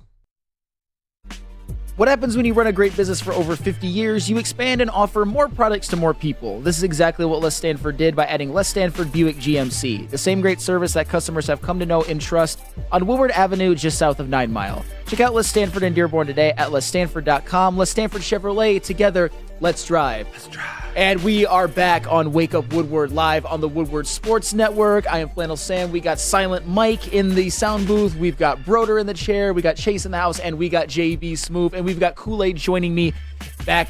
He's in the building right now in just a second. So, Broder, yes, you teased this before the break. Jared Goff and the Lions offense going up against this Tampa Bay Buccaneers defense. How do you see this one playing out? I see the wide receivers, the Lions' weapons, having a monster day. Like, I don't see any way that that's not going to happen unless the offensive line somehow has a clunker of a game and Jared Goff just can't have any time to get it to those weapons. They're so depleted in their secondary, especially if they lose one of the best defensive backs in the league, and Antoine Winfield Jr., the captain of that team, the captain of that defense. If they don't have him, even if they do have him, but especially if they don't have him, there are too many weapons on this Lions team for them to cover. Like, which one of these Lions weapons are going to have a big day? Last week, Sam Laporta and Amon-Ra St. Brown combined for 7 catches, 58 yards. A, I don't think that's going to happen. And B, we could see J-Mo on, or Tyke Smith, who I actually really like, by the way, but he's a rookie out of Georgia, playing nickelback. J-Mo on Tyke Smith. If that's the case, I'm taking J-Mo for like 5 catches, 150 yards. If someone else, I think Amon-Ra St. Brown with Winfield out, St. Brown and Laporta are going to control the middle of the field. I do like Levante David a lot. He's getting up there in age, but he's still one of those linebackers, especially in coverage, one of the better ones in the league.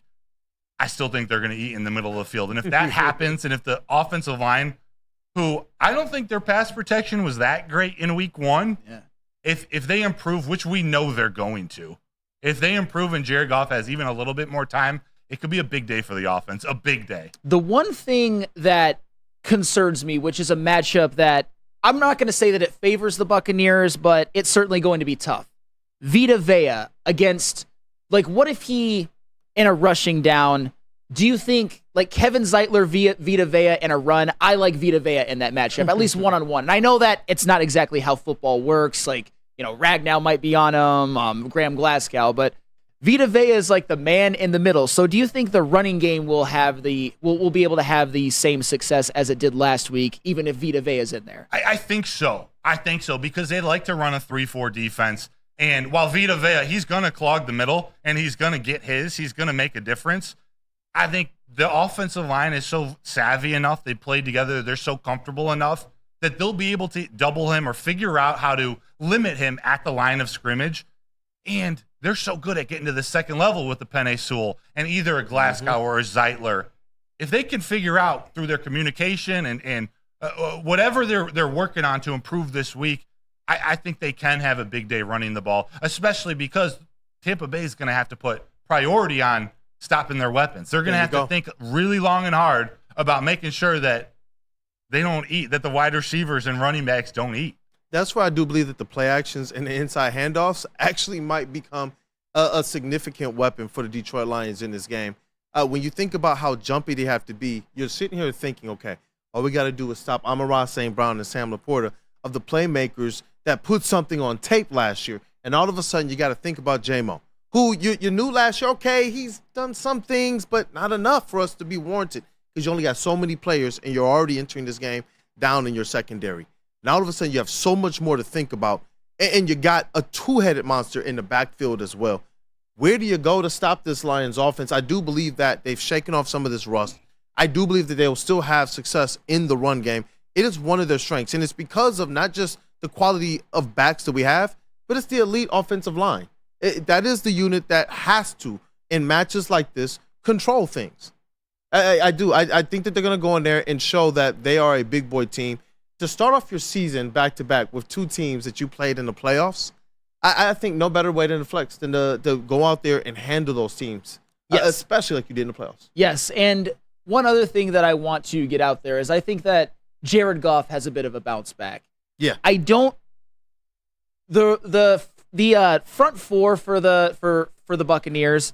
Yaya Diaby was a really nice rookie last year. Kalijah Kancey I thought was a little overrated, but as a pass rusher, I think he can be disruptive. We all know what Vita Vea can do clogging the middle, but I have confidence that the pass protection will be better, that they won't have too many issues with the Buccaneers front four or front seven. And like we said before, Antoine Winfield Jr. being out is seismic. We talked about the injuries that the Rams had last week, and I know Puka Nacua ended up getting hurt during the game, but going into that game, they had some big injuries. None of them can even compare on an individual level to what the Buccaneers will be missing with Antoine Winfield Jr. And oh, by the way, I'm looking at the injury report, and it looks like one of their starting cornerbacks, Zion McCollum, was a limited participant at practice due to a concussion and is listed as questionable. So if the Buccaneers are missing Antoine Winfield Jr. and a starting corner, and it looks like Kalijah Kancey is questionable as well. KJ Britt. William Golston. Isn't this a game that you just go out there and you want to see the Lions punch them in the face? Yeah. Over and over and over again and look like that team. Entering the season, that's what I've been saying. It's like, hey, I want our squad to look like those old Patriots teams. I want our squad to go out there and look like those old Packers teams. They just went out there, they handled business. And if we believe that this is a squad that has that pedigree, that Super Bowl expectation, then go out there in a game like this and handle business. Yep. And they've given themselves the opportunity to mix things up. To see them win that game against the Rams, the way that they did, especially once things started to click, and to know that you got the opportunity to healthy scratch guys like James Houston and DJ Reader. Please don't do that too much. But to know that they were able to do that, it's like, okay, this team, they got something going. Yeah, and I think with Antoine Winfield Jr. being a safety being out, I think, to me, that sets up for it to be more likely for it to be a big Amon-Ra day than like a big J-Mo day. Hey, it might end up be both.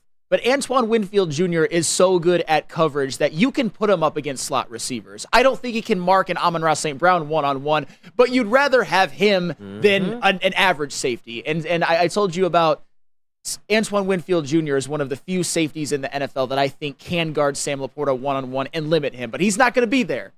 It's just part of the NFL is a war of attrition, and you never like to see Antoine Winfield Jr. being down, but it just gives the Lions such an opening for a get back right from their passing game, for Amon-Ra St. Brown to, make his mark in the statistical category, for Jahmyr Gibbs as well. I mean, I think it was Jordan Lionheart in the chat mentioned that this might be a good day for swing passes and to get Gibbs more involved, because the man in the middle for the Buccaneers is Vita Vea. As you spoke, he put in there, I'm telling you, Gibbs is going to have a day receiving. Well, and David Montgomery, with all due respect to him, he might be able to bulldoze a lot of players. Vita Vea is not really one of them. I'm not saying that David Montgomery is not going to have a good day. I just think with the way the Buccaneers defense is set up, with the injuries, with their strengths, with their weaknesses, to me, it's more conducive for a Gibbs day, personally. And I'm looking forward to Goff just personally. The way that he's able to, I've loved seeing this over the last couple of years, just dot the linebackers of the defense. He has this ability to find that space just over the linebackers, just in front of the safety. And that, to me, when you're talking about no Winfield back there, to your point, that, to me, is where you're right. Sam Laporta and Amon-Ra St. Brown, that's the space that they feel. Hey, they should have an absolutely great day, man. I can't wait. And remember, this was one of Goff's better games last year, at least earlier in the season. There was no Gibbs. There's no Montgomery. It was the game where Craig Reynolds had the monster hit on the St. Brown catch over the middle for a touchdown. Goff's comfortable against the Buccaneers. Not to say that Todd Bowles isn't going to try to scheme up something to confuse him again, but he's comfortable. The Buccaneers, too, they got a little taste of J-Mo Waymo early, too, before he was even ingrained into this offense, into the season. It was just on a deep pass, a little bit underthrown, and Waymo made a pretty good adjustment to the ball while it was in the air. That was week 5, I believe it was. And then after the game, Jack Fox got the game ball, if I remember correctly, and Dan Campbell pulled the $5 bill out of his pocket. Like, that was a big moment in the season last year. And I think it being a rematch, it being Baker coming back for more, they got a new OC, and they looked good last week against the Commanders. This defense is different. This Lions defense is different than the Commanders. Yes, it's night and day, because as our intern Chase has often said, the Commanders they're trying to. Well, they have the worst. They arguably have At the least worst. you tried. They arguably have the worst defense in the NFL. I don't think Baker Mayfield will have it that easy. But to put a bow on the whole Jared Goff stuff, you can argue last season that the Tampa Bay Buccaneers game at Tampa Bay was Jared Goff's best game, because the Lions, for a very rare occasion because of injuries, had no running game whatsoever, none. And Jared Goff, what's been one of the criticisms of him, he needs everything perfect around him all the time. He needs a running game. He needs protection. But in that game, Jared Goff had no running game and of support and just absolutely dotted up the Tampa Bay Buccaneers and was able to move the football just without even any sort of threat. And this was a defense last year that had 2023 version of Antoine Winfield, which was an absolute superstar. And Antoine Winfield's probably not going to be there this week. And you know what's interesting about that? Because I keep calling this team, this organization right now, these Sheila, Brad, and Dan, the narrative busters. One of the narratives that we always, because we didn't have a choice, had to fall back on was, but Stafford doesn't have a 100-yard receiver, running back. That's why he's not winning. And then when we finally got Reggie Bush to get that 100-yard game, we were like, see? But we see Jared Goff. He doesn't have supposedly the arm talent of the other guys, even though he's like one of the leaders in passes that travel 20 yards or more in the air.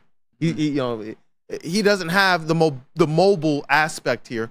But when you just look at the stats, when you just look at the production, my man is just getting it done. Oh, yeah. Period.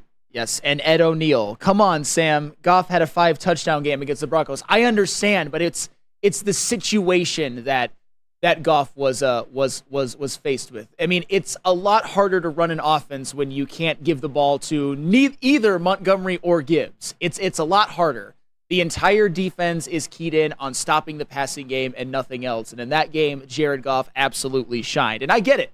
Goff had many, many good games. But in those other good games, I think Goff had more around him of help. Goff carried that offense on his back against Tampa Bay. Facts. That's the key. He had some big Denver, the Chargers. He had better statistical games, but he had to put the team on his back that day. Let's come back. We'll have about 8 minutes to talk NFC North. Talk either chat. How about in the chat? Let us know. You want to go Bears, Packers, or Vikings? What do you want to talk about? We got some topics for it. FTP, all of them. Let's get to break. I know which one I want to talk about, but the chat is what matters here. Hey, let's rock. Where we going to? Watch party. Watch party? Yeah. Hey, dope. Listen, man, the New Holland Brewing Company watch party and post-game show is lit at Hayes Social in Shelby Township. I'm telling you, guys, drop by the bar if you can. It's an awesome time, epic time. Every single touchdown, you're getting a goal horn that you hear at Joe Louis Arena. You're getting a forward down the field song blaring through the speakers. You're getting the lights going, and you're getting rabid Detroit Lions fans and your Woodward Sports family going absolutely insane. And it's what you guys asked for. You saw us last year in studio doing these watch parties and post games. You wanted to find out how you could be a part of it? This is how you can be a part of it. First up, join the big fellas, man, the heavyweights in the Woodward Sports family for the watch party.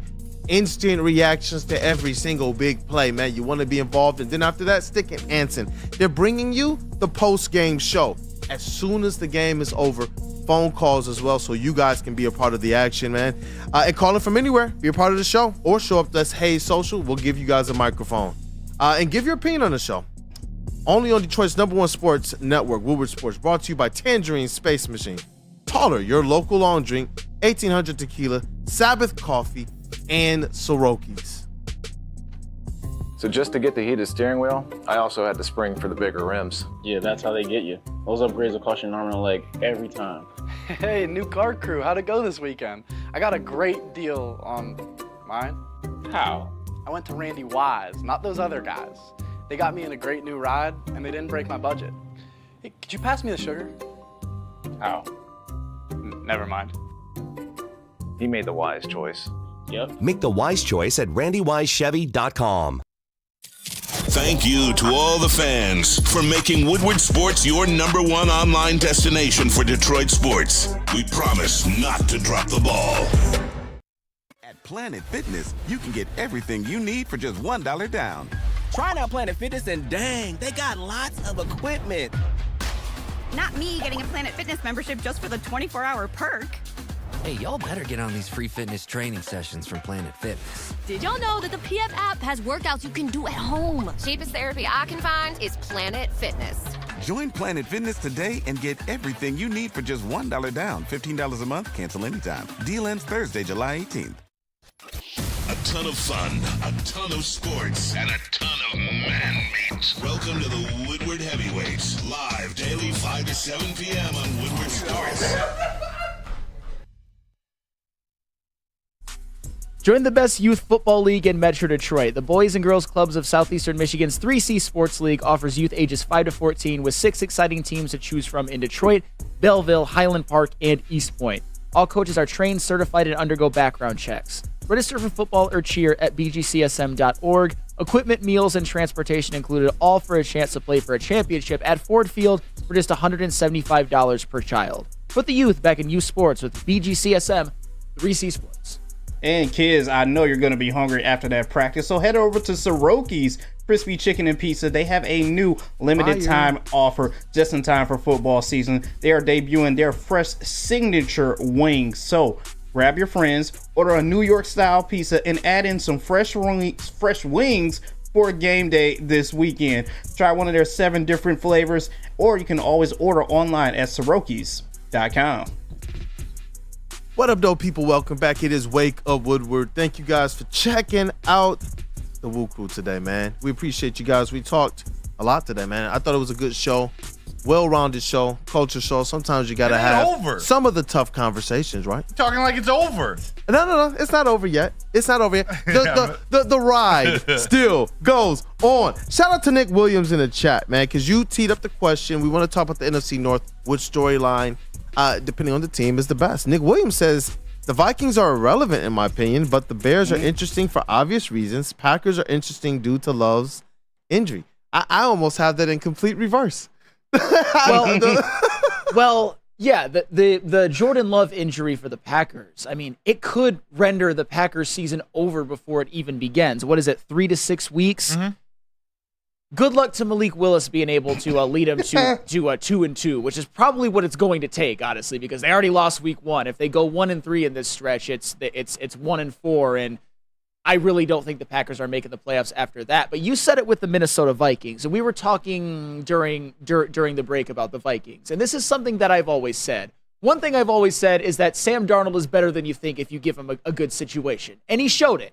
Yeah. And he showed it even in New York from time to time, and he showed it in Carolina, particularly against the Detroit Lions, which we all have nightmares about, but I think the Lions came out on the better side of that. But with the Vikings, and I got to give intern Chase credit. During the break, he mentioned Kevin O'Connell, and he's right. Kevin O'Connell is a really good coach and a bright offensive mind, and what I've said about the Vikings is, when you have Justin Jefferson, when you make an acquisition like Aaron Jones, when you got an offensive line that has Brian O'Neill and Christian Darrisaw, when you make one of the biggest signings of the offseason, an underrated one, in Andrew Van Ginkel, who had a sack and a pick 6, when their first-round draft pick, Dallas Turner, had a sack. They still have Harrison Smith, who you think is like 55 years old, but you look and he's still making plays, and he still looks sharp out there, and they've got nice safeties in Bynum and Metellus as well. I'm not trying to glaze them.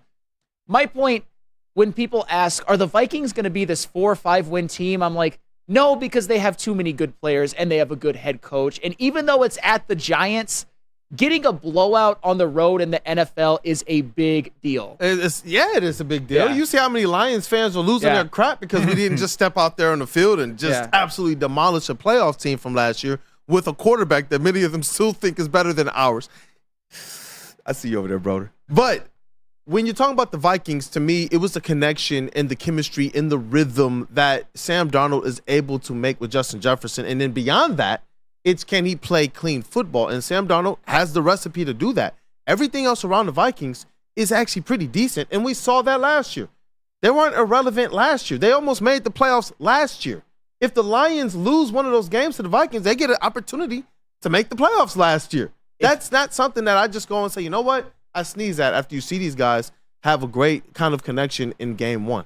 Yeah, I mean, I hate to say it, but I think if Kirk Cousins doesn't get hurt, maybe they do get the wild card spot over the Packers. Yeah. Who knows? Because Nick Mullins, for all that he was slinging it around, he was slinging it to the wrong team more often than he should have been. Justin Jefferson was getting as good of production as he ever has, but so were opposing DBs. I will just say that. Broder, which NFC North storyline intrigues you the most? I'm gonna put it in like the next 4 weeks just as a whole intrigue me because there are so many different things that can happen. Put it in the blender. And I'm just learning now, Dante and Shaquille O'Neal are saying LaFleur left the door open for Jordan Love playing this week. What? That seems outrageous. There was some weird comments that came out there. Yeah. It wasn't necessarily him like saying it, but it was some weird comments that leads you to just go, wait, what? I wonder if it's some gamesmanship. I don't know how that could go along, but if I were the Packers, if I were, their owners / shareholders, and Jordan Love just had maybe just dodged a more serious injury, but has an MCL injury, you sit that man. You just paid him.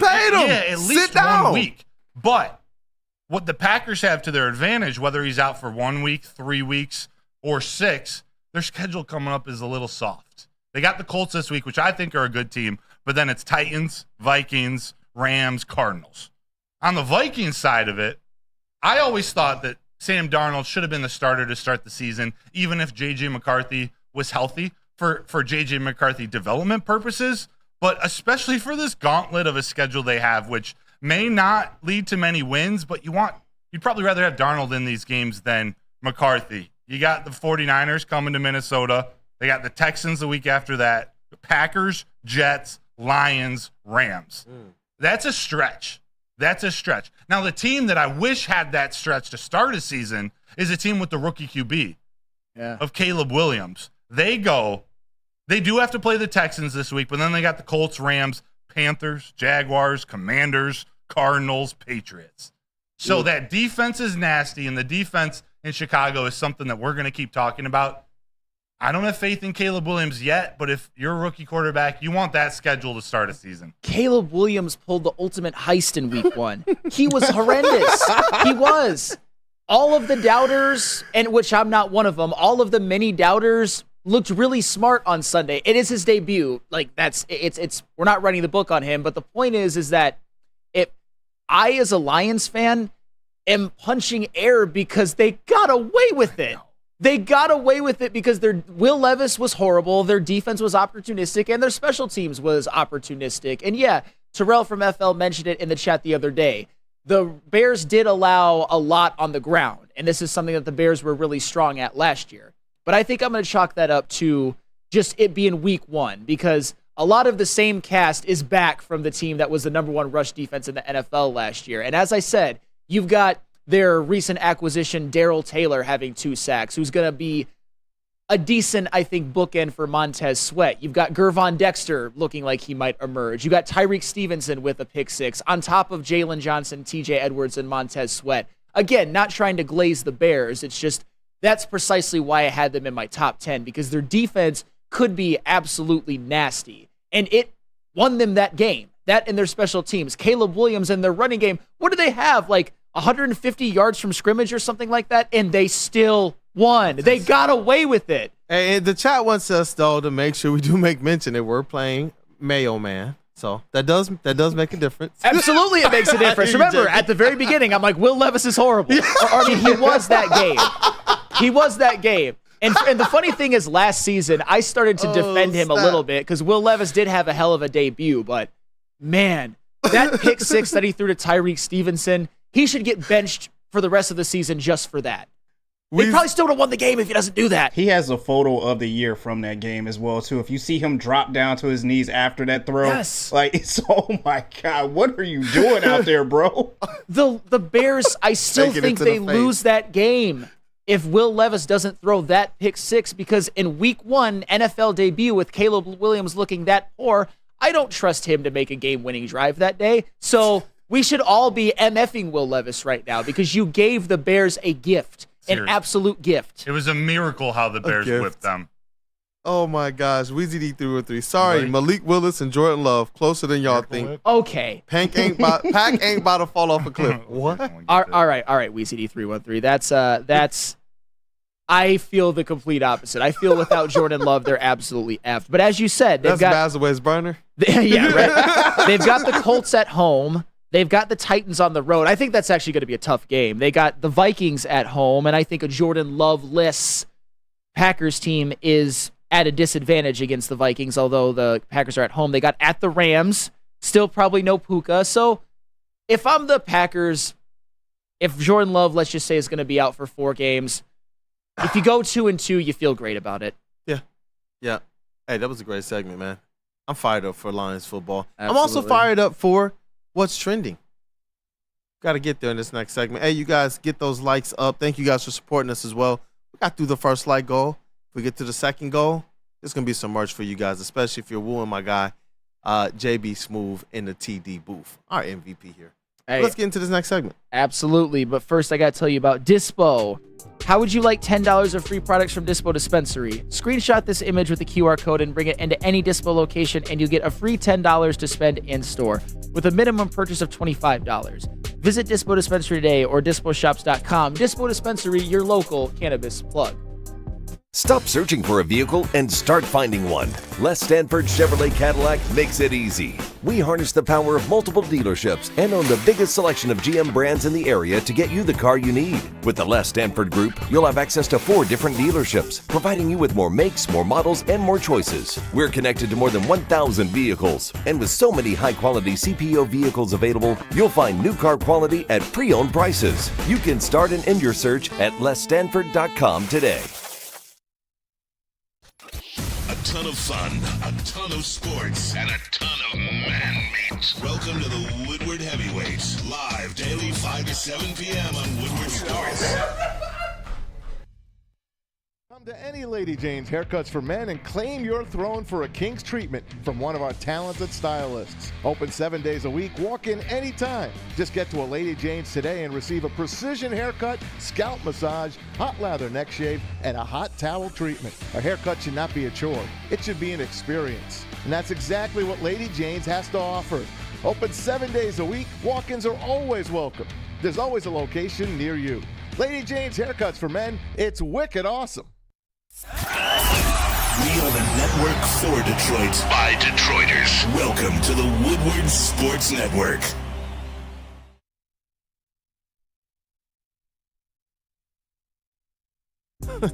Want to know where the best pregame Lions party will be on September 15th? Join us at Detroit's very own second best bar, and it is electric, it is packed, it is Detroit Lions fans.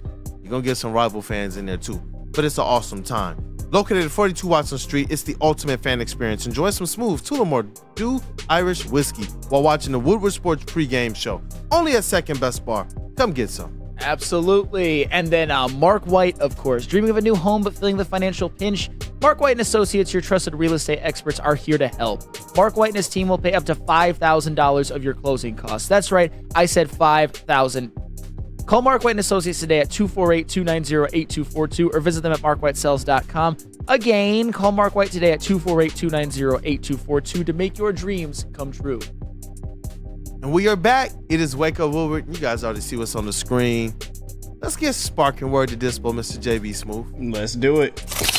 And now it's time for the most electrifying segment on the internet. Bum, bum, bum. It's What's Trending with JB. Live on Wake Up Woodward. Let's rock.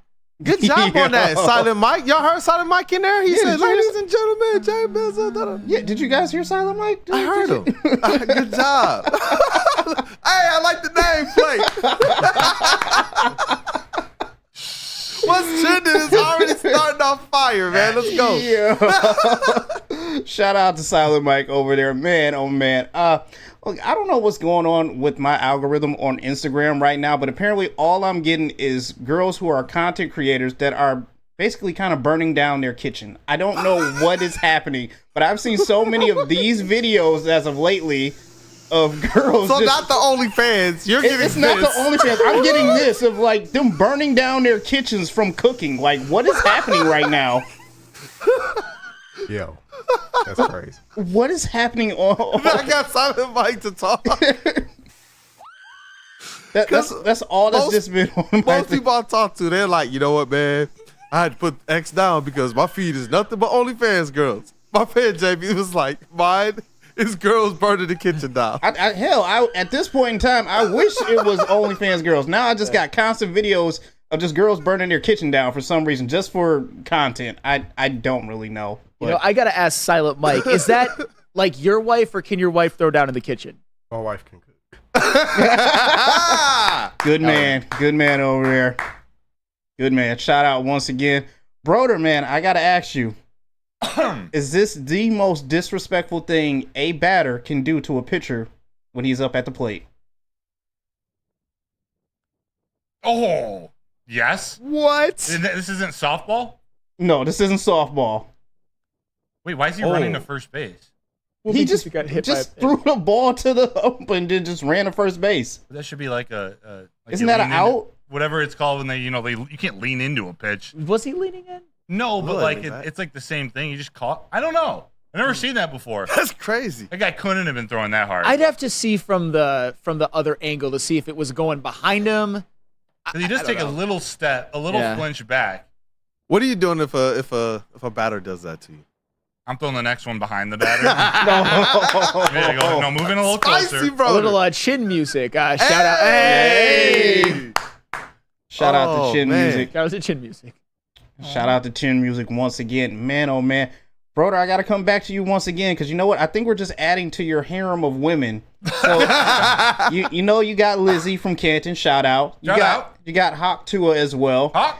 Sexy Red. Can't forget about her. And you also got Fish Girl. But now I think we have to add Ranch Girl What? to your list. Ranch Girl. What is this gonna look like? Oh. No. Yes. No. Yes. No. This is disgusting. That is the worst thing I've ever seen in my entire life. Actually, The makes me worst. want to get. The worst. Can I get excited? I like my ranch. Bro, I have no almost fell problem off with a little ranch on pizza. That is disgusting. That I can't would- even watch it. You just need a little. I'm not just gonna say what I was gonna say. Drip, drip, drip. I'm not gonna. No. Oh my God, easy in the chat. Fuck, that's hot. Heavyweights, 5 to 7 p.m. Yo, Check but that like, out. I'm dead serious. This is one of the nastiest things I've ever seen. If this was like prime Sofia Vergara, and then she said make out with me afterwards, I wouldn't do it. And Sofia Vergara is my number one celebrity crush. I'd be like, nope. It's her face after too, dog. Look at her face after. It's just like, yo, this girl has seen things and done things. This is from someone who had to drink ketchup one time. I did. Oh, yeah. I did. Factual. I did. That was a. You can look back at that snap. in the archives and see what kind of pain I was in. And the worst part was, after it all happened, it was Beth, the Lady Jane's girl, that said that I suffered because she had to watch me do that. It's like, you suffered. I feel so bad for you. Oh my gosh. Hey, Flannel, would this hit different if it was like just full of solid on the top? Oh yeah, 100% different. Yes. So, brother, is she out for you? Ow, oh my God. Literally, fish girl on a different level. Fish girl on a different level. And finally, I will end what's trending with this. Kid, just stick to regular baseball because I don't think the trick shots are working for you, bro. Uh-oh. Oh! I love stupid kids. The sound. Oh, Flannel's looking like, yo, I had a couple students that needed to do this. Need to do this to themselves? I would have gotten a lot of satisfaction out of that. Yo, that's a good lesson. Just play the game. Yeah. Just play the game. I'm surprised. What is it, Charlie Puth on TikTok or whatever? He'll make a song off of that noise. Just. Flannel got me crying. Just play the game. Give us a lesson. Just play the game. I mean, you're still young. You still have a lot of possibilities in life. If you want to be a big leaguer, hone those skills, not stupid trick shots. or Look at Broder. Broder is like, no, tell him. Yeah, I'm with Flannel. That's all right though. Like, you'll live and you learn. What kind of a bat was that? I feel you. Now that you put it that way, it's like now I'm being provoked. I see images of like kids doing the wrong thing basketball wise. Everybody can and one. Nobody can make a right-handed layup off the right leg. Like it's just like, what is going on And then off aren't the you correct just like, leg? you still have time, young fellas, If I wanted to be a professional baseball player, I couldn't because I have no talent, but also I'm old. You're right. It's like, guys, don't waste this. Get there. Instead, he's hitting himself in the head with a bat. Oh, Mike G, this is a little. That's El Mago as a kid. Come on. That's El Mago as a kid. I always have to say this because I feel like I got to be somewhat fair, even though he was just awful with the Tigers. He was really good for the Cubs. In Cubs fans' lore, he's like a legend, believe it or not. Crickets. That's it for what's trending, you guys. Let's hop into some mailbag. Oh my gosh. What a what's trending. As always, JB Smooth. Great Hopefully job, your girl's man. not burning down your kitchen. Hey. Hey, look, man. Hey, Queen Kool-Aid, she can throw down. She can throw down, man. Absolutely, but I believe I've got a back-to-back. I've got Randy Wise and Feldman before we hop into mailbag. How would you like to play with a legend like Darren McCarty, Kurt Gibson, Braylon Edwards, or Calvin Johnson? It's the Randy Wise Celebrity Golf Tour. Register today and you could play like a VIP. Go to @woodwardsports.com or scan the code on the screen. When it comes to your next car or truck, make the wise decision. Randy Wise Automotive. And, of course, back-to-back, Randy Wise Feldman, whatever is your flavor. Gotta love both. Since 1996, Feldman Automotive has been driven to provide a fast, convenient, and first-class car buying experience called the Feldman Advantage. With 18 locations, there's a Feldman dealership in your backyard. Visit feldmanauto.com to find the location nearest you. Feldman Chevrolet, Detroit's #1 Chevy dealer. Hey, it's been a show, and now, as you can see, it's time for the Wake Up Woodward Mailbag segment presented by Feldman Automotive Group. Need you guys to get, in all caps, if possible, the hashtag Feldman Mailbag into the chat. Get your mailbag in there, man, right now. I know brother already has his eyes on some. Let's rock. Freddie Felt 313 Feldman Mailbag. Which defensive player is going to have a breakout game against the Bucs on Sunday, and why? Also, roar, one pride, he says. Roar. Breakout game? I'm not sure. Come on, you gotta say Jack. I was about to say, that's what I stopped. I was like, I don't know. And then I was like, wait. Jack Campbell. Need it. Let's go. We need it.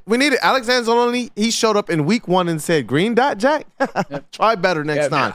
I kind of teased this in the Bucs Lions segment earlier. Aleem McNeil.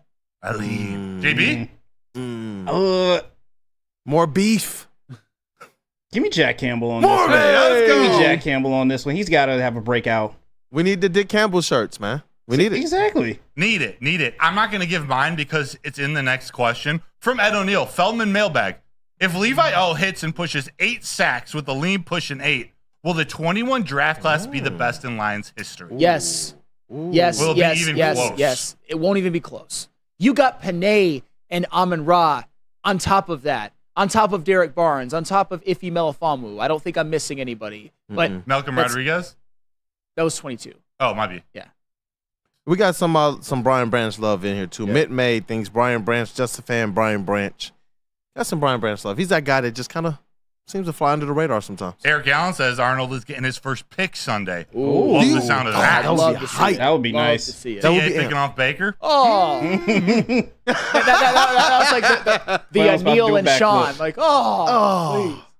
I hate Baker Mayfield so much. It's like irrational. How about this? Charles McClain, Feldman Mailbag. If the Tigers make the playoffs, does A.J. Hinch win Manager of the Year, or is the Royals manager locked it up already? I think A.J. Hinch wins it if they make the playoffs. If they make the playoffs? And it would be masterful. And I've done some mea culpas. For everybody who says that I haven't, I've done plenty of mea culpas on A.J. Hinch. I was wrong for wanting him fired. I was bad. I was bad. Accept his apology, guy. Yes. It's sincere. But I'll tell you what, if they don't, I'd probably give it to the Royals manager. Yeah. Hey, how about this? Rando Smalls, Feldman Mailbag. He says, I have a feeling Flaherty is re-signing with us in the offseason. I say we still need a veteran hitter and a closer setup guy. What do you guys say we add in the offseason for the Tigers? I don't know what they add, but I know that the Detroit Tigers have made themselves so much more attractive during this run than it seemed like going into the trade deadline. And I know that I already know, Winker. I've seen Bleach Report tease Alex Bergman. Yeah. So, yeah. What are you thinking, man? Depends on what the Tigers want to do. If they want to go the Moneyball route, go Jesse Winker. Alex Bregman, I'd obviously take. Or you can do both. Jack Flaherty's an option. If you want to do like a Walker Buehler reclamation project with Chris Fetter, that's an option if he's still there. I don't know if I'm pounding the table, but bring Carson Kelly back too. Bring back Carson Kelly and Jack Flaherty. I'm dead ass serious, by the way. I think that would help this team a lot, especially since Dylan Dingler, if we're talking about the young players, he's been the most disappointing one. I talk dirty. Mailbag, Ryan's reaction, felt a man sack. Can I get everyone's season passing yard prediction? Hold on, start it off. You know, hashtag Feldman Mailbag or felt a man sack. Felt a mailman sack. Now this is going to be clipped all over the internet with me saying it. Anyways. Felt a mailman sack. Can I get everyone's season passing yards prediction for Caleb Williams? Remember, he's averaging 93 yards per game. This man's going to have less passing yards than J-Boy has receiving yards. Come on, let's rock. Okay, that's a little aggressive. I am going to go with, because I still believe in him, and I'm mad the Bears got him, I'm going to go with 4,005. 4,005? Like 4005? 4005. Just a hair over 4,000? Which would make him the first 4,000-yard passer in Bears history. Yeah, 4,000. Every time I hear that, it just gets wilder and wilder to me. I don't know. I was thinking like 31, 3,200. Yeah, I was thinking like 33. I think that's a little fair. See, I could see him having, 4,100 to 4,300, but itching close to 20 interceptions on the season. I think he's going to start airing it out and the yards will come. But he's going to throw a lot of picks. Fair. A lot of going to be crying on the sideline. He will. Hopefully. He will. Shawshank Submarinian, Feldman Mailbag. Last year after the Chiefs win, we didn't clamp down the next week. We didn't clamp down the next week against Seattle. How do the Lions avoid the same thing versus the Bucs this weekend? Well, I think last year's win question. at Kansas City was much more monumental. They hadn't done it yet. The Seahawks have been a bit of a nemesis for the Lions. I think this week the Lions are going to be focused. They understand that they didn't play their best game. They understand that they were maybe flying a little bit too close to the sun. And they know what it takes to actually make the playoffs and go on a run and to not take any team for granted. I'm not saying they did that against the Seahawks last year. I just think their focus is even more dialed in this year. I don't think it's going to happen. Yep, and I think that they have everything that they need this year. Knock on wood, but they're not injured. Going into that game, they lost some players early in that game that were supposed to play some integral parts. This season, they didn't necessarily have to rely on guys that were going to be injured early on in the season. We talking about Emmanuel Mosley, CJ GJ. These are guys that we thought were going to be out there as starters. Emmanuel Mosley is a guy who could potentially lock down or at least, defend a side of the field. Then you're going into the Seahawks game and you lose CJ GJ early. This one is one with the Bucs. You're going in much more healthy. You're going in with much more talent, and you're going in already having beaten them twice last season. Handle business. Handle business. Flannel, Kool-Aid, JB, Tony D, mail sack, Feldman mail sack. If Olsen comes back soon, do Tigers go to a normal rotation or 4 in bullpen? We're talking like it's like 1-2 starts maybe. I think you got to play Reese Olsen. I know that it's coming back from an injury, and I know the bullpen days have been successful. It's just you don't want to wear too many bullpen arms out for the postseason. It's really, really tough, but I think you go with a more normal rotation. Like you play it like last night. You roll out Casey Mize, and if he can go 7 strong, he goes 7 strong.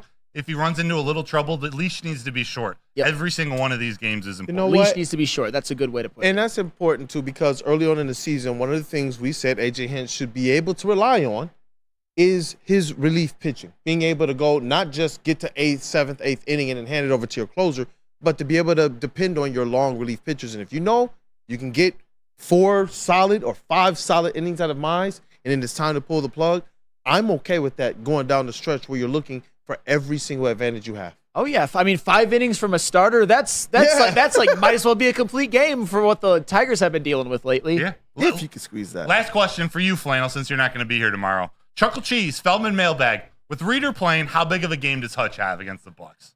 I think he has a very similar stat line to last week. At least 1 sack, at least 3 quarterback hits. Although, if they mark Tristan Wirfs up against them, it's not going to be as easy. But as I said before, I think the interior of the defensive line absolutely eats, and certainly they're going to have to put some doubles on.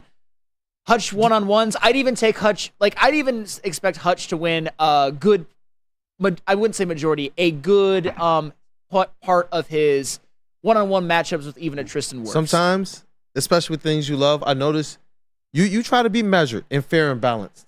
Give me the nuclear option for Aiden Hutchinson this Sunday. Well, I'm not going to. If all things go right. Guys, Kool-Aid, you're setting me up. Because if I say like 3 sacks and he has 1, it will be used against me. Idiots will use that against him. I seen it the whole football season last year. He did it. I seen it with my own eyes, these eyes. The reality is, people, and most of you are good, I understand, but to the Ryan Armanis out there, if you have 1 sack a game, you're Defensive Player of the Year caliber. Oh, Herb Nash already got you quoted. Sam, Hutch will have 5 sacks, a pick, 6, and 10 pressures. Okay, Herb, I obviously didn't say that. They might have a backup right tackle, too. Luke Gedecke's questionable for the game. He is. And again, we're wrapping up the show. Everyone, go check out the post-game or the post-practice media availability. Terrell Williams and Scotty Montgomery, the coaches, had a press conference, both phenomenal. But then Hutch starts talking about going against Tristan Wirfs, dating all the way back to his Iowa days. He's looking forward to this matchup. He's ready to have another great game. What do the stats look like? Who knows? He's gonna have another good game. That is a great matchup to key in on. Tristan Wirfs, Aiden Hutchinson. That is a heavyweight battle. Love to see it. What a show! What a show! What a show! Thank you. Yeah, we done. What a show! Yeah. Hey, I synced it. I synced it. I want to know too, chat family. Do you synced it? Do you think it's nuclear option for Aiden Hutchinson on Sunday? He's gonna absolutely ball out at least 2 sacks or more. Just get in the chat while we close down here. It's been a show, man. Hey, you know what? Let's get the chest pass. Oh, while you're doing that, JB, before we get out, maybe the last video, can you play that little Penny Sewell clip from the Mic'd Up series on Lions? Maybe right when we wrap up. Honestly, yeah. Inject it into my veins. I synced it. Man, those on one, man. Hey, this has been a show. Thank you, chat family. It's been engaging. It's been awesome. Honestly, learn things new every day. I appreciate you guys for allowing us to take the time to talk about something that's just a little bit more than the normal run-of-the-mill sports talk. But we got into some Lions stuff, and it was a great time. Definitely missing our guy, Detroit's #1 draft pick, KG, our sound guy. But Silent Mike has filled in admirably this week. Shout out to that dude, Justin, and intern Chase, who had to get out of here a little bit early. But our credentialed Tigers and our Lions reporter and writer, Matthew Broder, great job today, brother, as always. Thank you, chat. Wait, 90 more seconds. You got to see this Penny Sewell video on the way out. It will carry you through the rest of this game. You don't even need coffee. The rest of this day, I mean. Let's go. We're getting ready for a game in a few days. We'll see you tomorrow. I love that type of stuff, man. Shout out to Flannel Sandman, the vet of the squad. I'm talking about somebody I've learned a lot from already. What, 3 years running now? 3+? We've been teammates now. Oh, yeah. Learned a lot, man. Oh, yeah. This guy right here. Hey, and hopefully by the time we all sit down to have dinner with our families, the Tigers will have completed their sweep of the Rockies. I'm sorry. Say what you want to I'm say. extending this. At 11 o'clock, Kirk Gibson and Jason Benetti, they bought 100 tickets for, I think it's for kids or parents and their kids. At 11 o'clock, gate 16 will call. They want as many people as possible to be at the ballpark today. It's a 1:10 game. Great. Thank you, Flannel. Oh, yeah. Go. Wow. Gate 16. Shout out to Denver Blair. He says, pass the ranch. Slip the ranch girl video first. Okay. Don't. Mike G. Well, pass the ranch. Hey, you guys really like ranch for some reason. I wonder what happened. Go back and watch out what's trending. Why? Because WUW Sports' MVP JB Smooth, man. He was on one today. What up, though, brother? Hey, once again, shout out to everyone in the chat. Shout out to you guys. Another amazing show. I told you about those bets. I'm leaning heavy Miami Dolphins tonight for Thursday Night Football. I'm taking the over at 49. I'm also taking Jalen Waddles over 60 yards receiving and Jordan Poyer over 6 tackles and assists. You can get those on Caesar Sportsbook right now. Caesars. I love it. Ryan's reaction, Clip Broder saying felt a man sack. Look at his face. At least it's not another man's sack. Hey, good boy.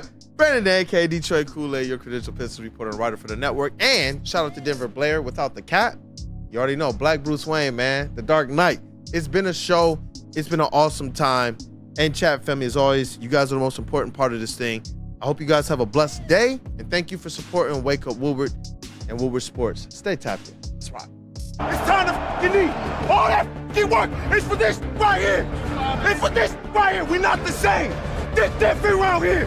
Y'all need some inspiration. I'm going to show y'all. Y'all need the f***ing standard. I'm going to show y'all. 1, 2, 3. 1, 2, 3.